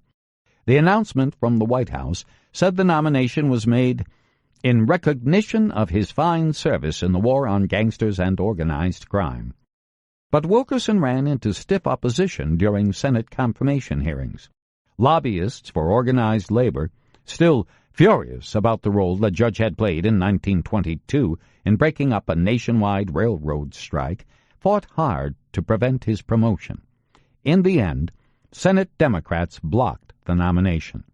When President Hoover offered to try again, Wilkerson declined. He remained a U.S. District Court judge until 1941. In retirement, he set up a private practice with 2 other lawyers who had worked with George Johnson on the case against Capone, Jacob Grossman and William J. Freilich. Wilkerson died in 1948 at age 78. Johnson stayed on as U.S. Attorney for the Northern District of Illinois for less than a year after securing Capone's conviction. Though no one knew it at the time, the end run he made in going after Capone, ignoring serious crimes and charging the suspect with a related crime that is easier to prove, would become standard procedure, especially in federal courts. Even now, when a suspected international terrorist is locked up for violating immigration law, or when O.J. Simpson was jailed for stealing sports memorabilia, newspapers refer to their convictions as Capone-style cases. There's some inherent dishonesty involved in certain instances. when the punishment does not quite fit the crime, but there's no question that the strategy works and that George Johnson showed the way. On December 7, 1932, President Hoover appointed Johnson to a newly created position as a judge in the same U.S. District Court where Wilkerson served. Hoover made the appointment while the Senate was in recess, so no legislative confirmation was required. But the following year, the Senate allowed Johnson's appointment to expire. There was nothing personal, purely political. Johnson was a Hoover man, and Hoover's men were out of favor. Some men with Johnson's credentials might have tried for higher office. In a city famed for corruption, he had emerged as a symbol of righteousness and integrity. When gangsters had owned Chicago and no one had known how to stop them, he had done the job and emerged with his reputation unsoiled. If he had decided to run for mayor or governor, he would have been tough to beat. But Johnson had never had much interest in politics. He had come through his war against the gangsters with little or no swelling of the ego. He went back to his private law practice. He spoke at Boy Scout banquets and Swedish-American Society events and attended his wife's community theater productions. He lived quietly and happily. When his son, George Johnson, Jr., was preparing for combat in World War II, his father wrote to him, "You have proven your character and ability, and a man who has character and integrity with ability and energy will always get along and make good. I have never seen it to fail in a single instance." When George E.Q. Johnson died in 1949, the Chicago Daily News paid him a fitting tribute. "As long as organized crime and crooked politics challenge society," the newspaper said, "he will be remembered as the man who fought and defeated the most ruthless crime syndicate of our day." In his last months on Alcatraz Island, Capone spent most of his time in the hospital. On January 4, 1939, his brother John bought a $35,000 cashier's check and gave it to Capone's new lawyer, Abraham Teitelbaum. Teitelbaum turned over the check, plus about $3,000 in cash, to the federal court clerk in Chicago, paying all of his clients' fines and court costs. 2 days later, his felony sentence complete, Capone was ferried to Oakland, escorted to a train, and transported to Los Angeles. At 10 o'clock the following morning, he arrived at the Federal Correctional Institution at Terminal Island, south of downtown Los Angeles, where he would serve 1 more year for his misdemeanor convictions. Capone's health grew worse. He had difficulty remembering his birthday. Asked to add 2 plus 5 plus 2, he answered 12. Asked to repeat, "The ragged rascal ran around the rugged rock," he said, "The little ragged muffin ran around the ragged road." He threw tantrums during which he would destroy everything he could get his hands on. Still, his sentence was nearly up, and his family was preparing for his return to the free world.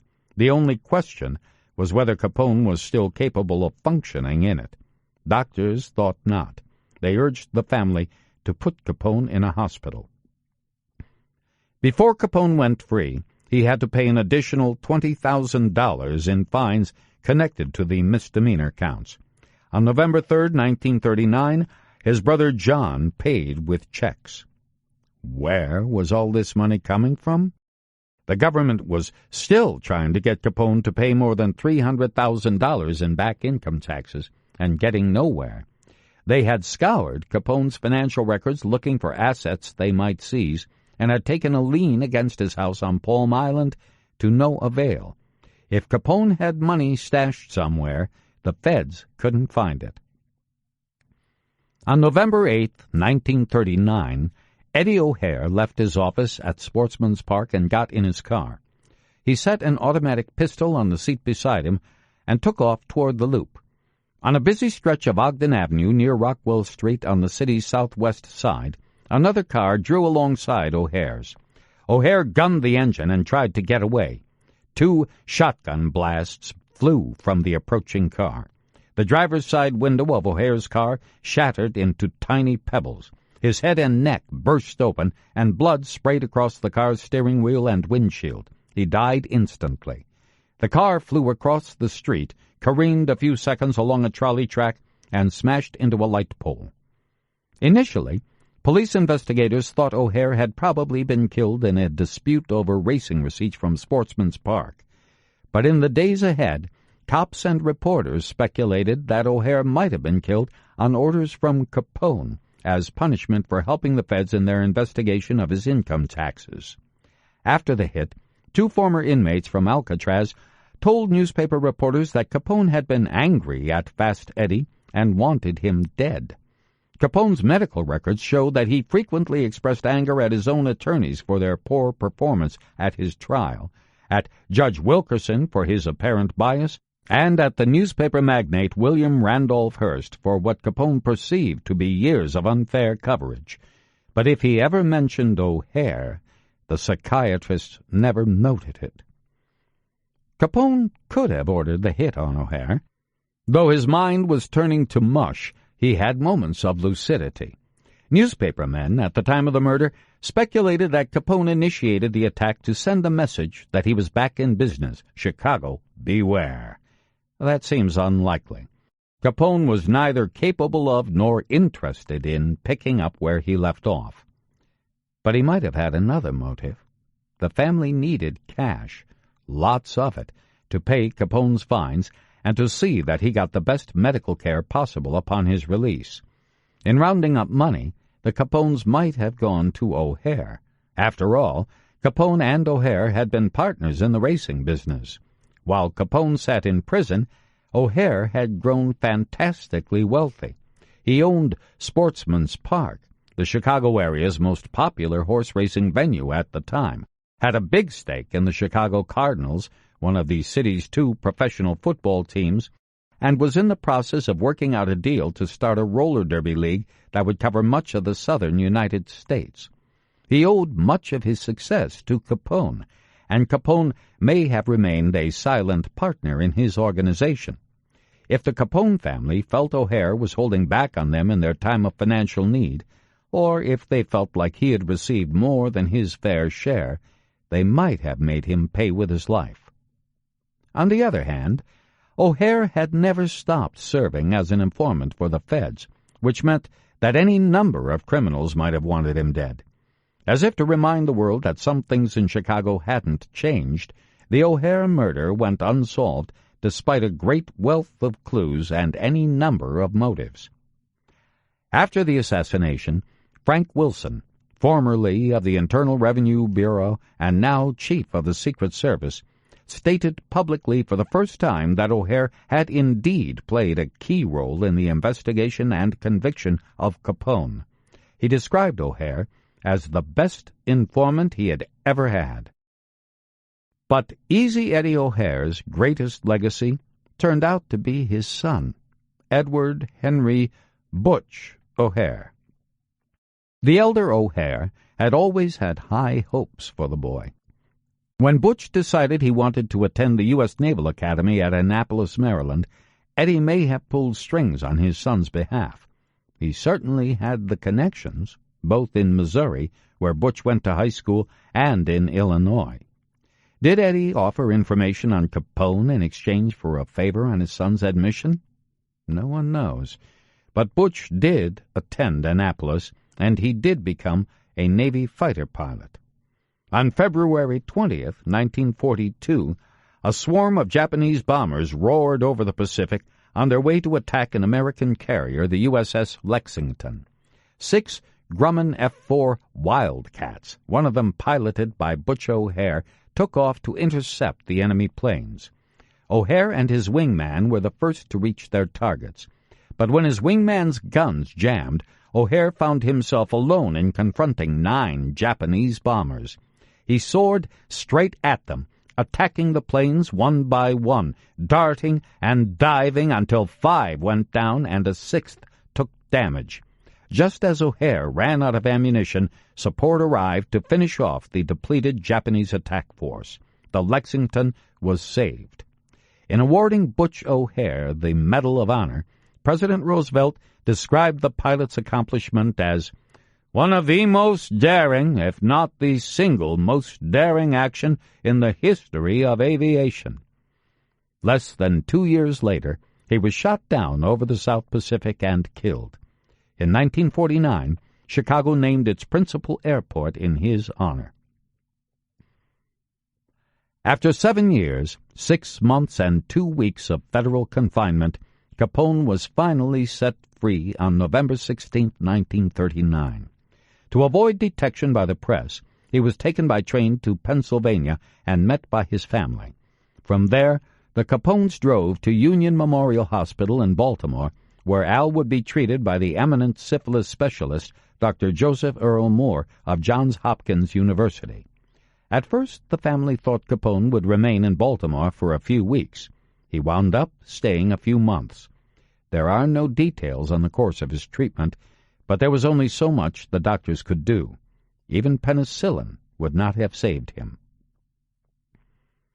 The remainder of his life was not all madness. He enjoyed long periods of lucidity and decent health.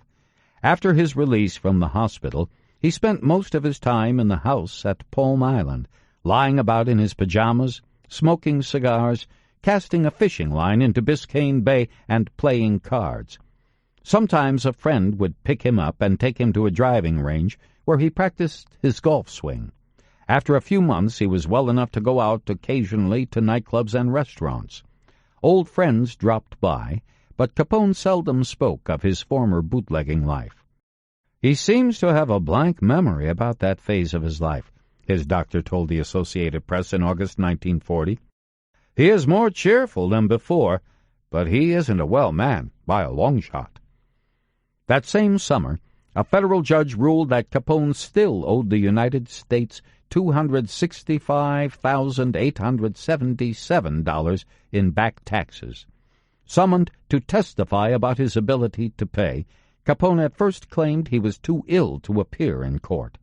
He produced a note to that effect from Dr. Kenneth Phillips, the same physician who had been accused of contempt of court in 1929 for helping Capone fake an illness. Finally, on February 17, 1941, Capone agreed to testify in a private meeting with federal officials in Miami. He looked fairly healthy, fat and balding, smiling broadly behind tinted glasses, puffing on a big cigar.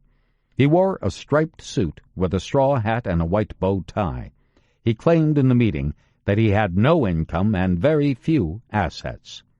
Astoundingly, he never did pay his tax debt.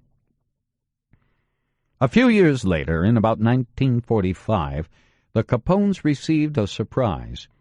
Al's oldest brother, Vincenzo, resurfaced nearly 4 decades after leaving the family's Brooklyn home. It turned out he had joined the circus and traveled throughout the United States and Central America before settling in Homer, Nebraska, where he had changed his name to James Hart, married, and raised a family. After lying to local residents about his background and claiming to be a veteran of World War I, he was appointed a commander of the local American Legion post and served as Homer's town marshal.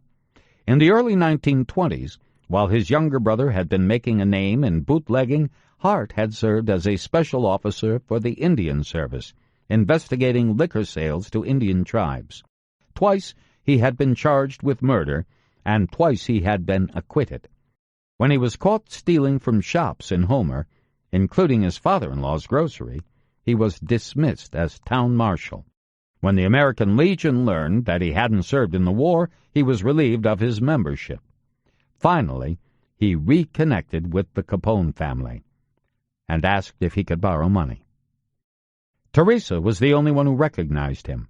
When newspaper reporters got wind that another Capone brother had surfaced, they managed to overlook most of his sordid history.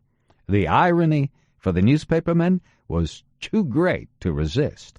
Al Capone's brother had been a lawman. In truth, the only Capone man who seemed capable of living cleanly was Al's boy, Sonny. Sonny grew into a shy, quiet and sullen young man.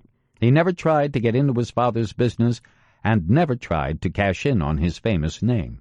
Mostly he wanted to be left alone. In December 1941, he married Diana Ruth Casey, a Miami Beach native whose family owned a popular local bar called Casey's Oasis. They bought a house near the beach on 10th Avenue in Miami and began raising a family. They had 4 girls. Sonny opened a flower shop. At the start of World War II, though partial deafness made him exempt from war service, he quit the flower shop and went to work as a mechanic's apprentice at the Miami Air Depot. After the war, he sold used cars. Later, he and his mother ran a restaurant called Ted's Grotto at 6970 Collins Avenue, which they owned along with Al's brother John. May operated the cash register, and Sonny served as a maitre d'. In 1964, after his wife left him, taking the girls and moving to California, Sonny filed for divorce. The following year, on a shopping trip to the Quick Check where Sonny was a regular customer, he filled his cart with groceries and paid for them. But he also stuffed 2 bottles of aspirin and some batteries in his pockets. Retail value, $3.50, and tried to slip them out of the store. A detective stopped him at the door. When a criminal court judge asked him why he'd stolen from the store, he answered, "Everyone has a little larceny in them, I guess." The story of his arrest made headlines worldwide. 9 months later, he legally changed his name to Albert Francis, dropping Capone. He was never heard from publicly again. He died in 2004 at age 86. May Capone never overcame her shyness. In fact, she emerged from her anonymity only once in all the years after her husband's release from prison, and even then it was only to take up the fight to protect her privacy. In 1959, Desi Arnaz, the producer and co-star of the popular TV comedy series I Love Lucy, launched a television series called The Untouchables, starring Robert Stack as the axe-swinging Eliot Ness, based loosely on the book by Ness and Oscar Fraley. In 5 episodes, actor Neville Brand portrayed Al Capone.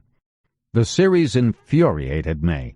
It made Capone and the gangsters famous again, perhaps even more famous than they'd been in the 1920s, thanks to the multiplicative powers of television, and it cemented many of the stereotypes of the day. The feds were unemotional, efficient, and brave.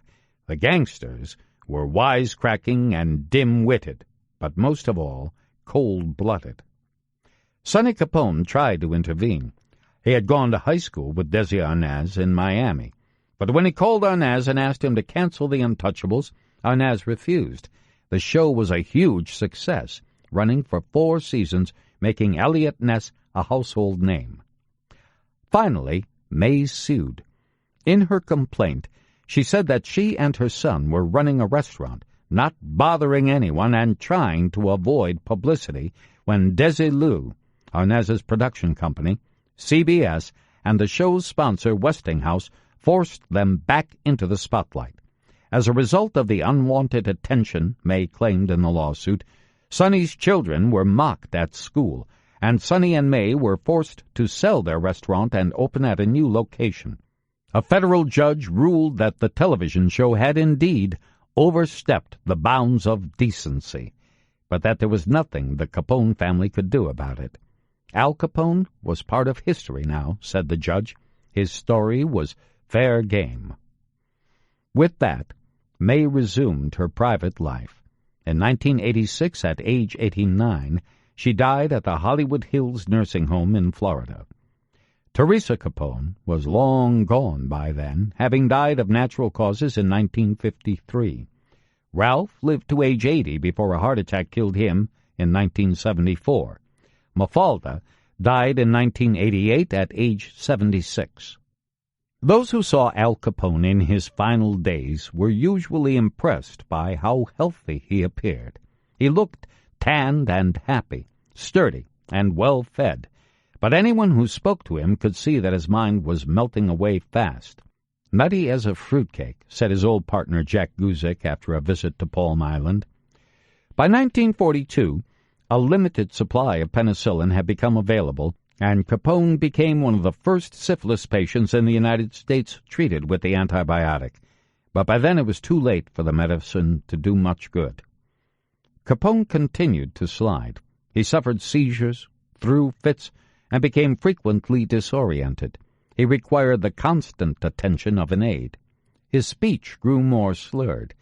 In carrying on a conversation, he would wink a lot for no apparent reason and hop randomly from one subject to the next. He whistled, hummed, and sang seemingly at random. In the summer of 1945, he was well enough to travel north for part of the summer, staying at a cabin owned by Ralph in Mercer, Wisconsin, and returning to his old home on South Prairie Avenue in Chicago. At family gatherings, the Capones would reflect on all that had happened to Al. They wondered how much of his behavior in the 1920s might have been attributable to syphilis. Had his judgment been impaired?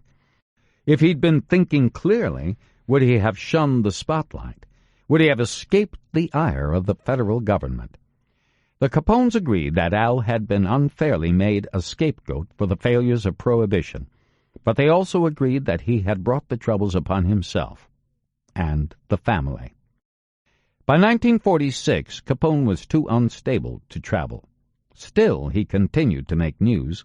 When Winston Churchill visited Miami Beach in 1946, he was asked if he knew he would be a neighbor of Al Capone's. "Oh," replied Churchill, "the former distinguished resident of Chicago."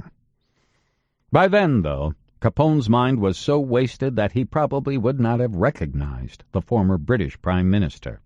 Capone was nervous and excitable, according to his doctor, and largely unaware of the world around him.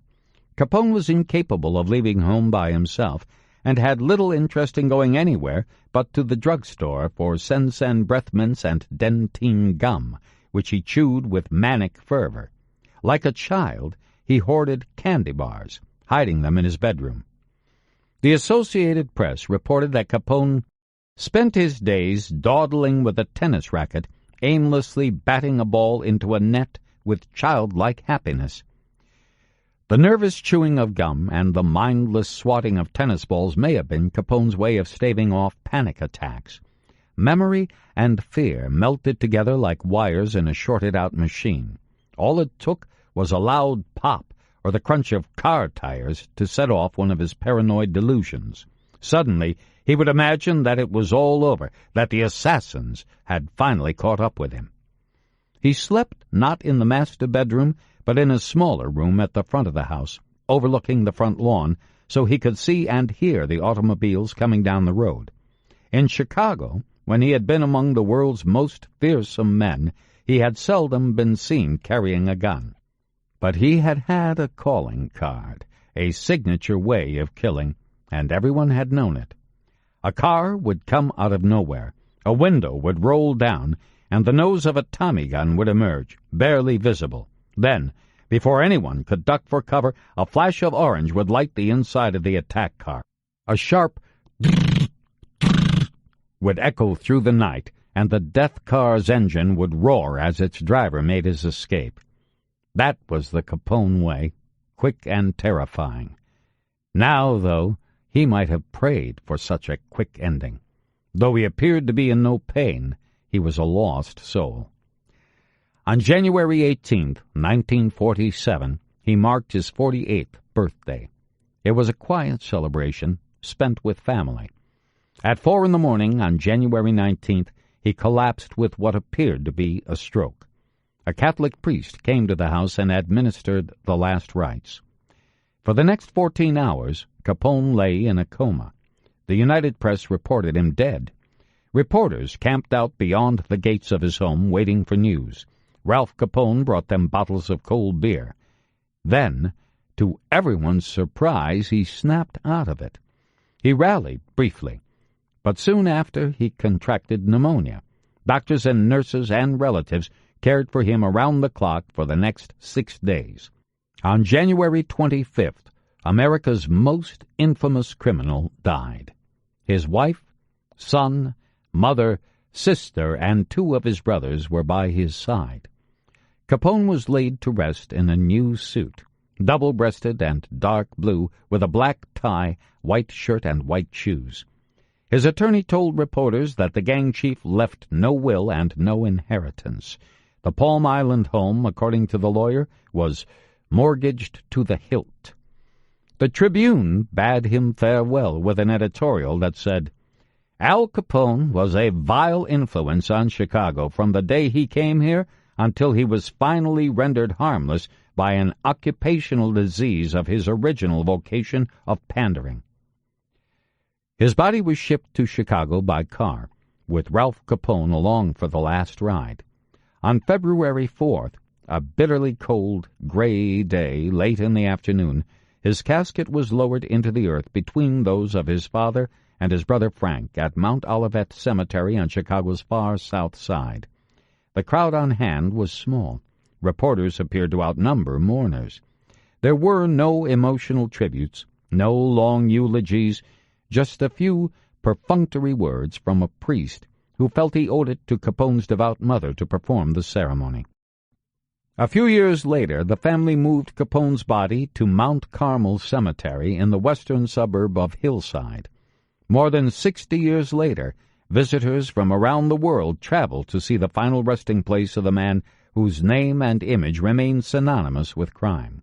They leave flowers, cigars, bottles of whiskey, cans of beer, toy guns, and St. Valentine's Day cards. The marker reads, Alphonse Capone, 1899 to 1947. My Jesus, mercy. The phrase, My Jesus, mercy, comes from a Catholic prayer that reads in part, To the souls of those who strove for hardly anything but riches and pleasures, Jesus, Mary, Joseph, my Jesus, mercy. To the worldly minded, who failed to use their wealth and talents in the service of God, Jesus, Mary, Joseph, my Jesus, mercy. To those who witnessed the death of others, but would not think of their own, Jesus, Mary, Joseph, my Jesus, mercy. It is a prayer for souls suffering in purgatory. This concludes Get Capone. Please visit our website, www.tantor.com, for more information on our growing library of unabridged audiobooks and to take advantage of special offers, or call toll-free 877-7-TANTOR to request a catalog.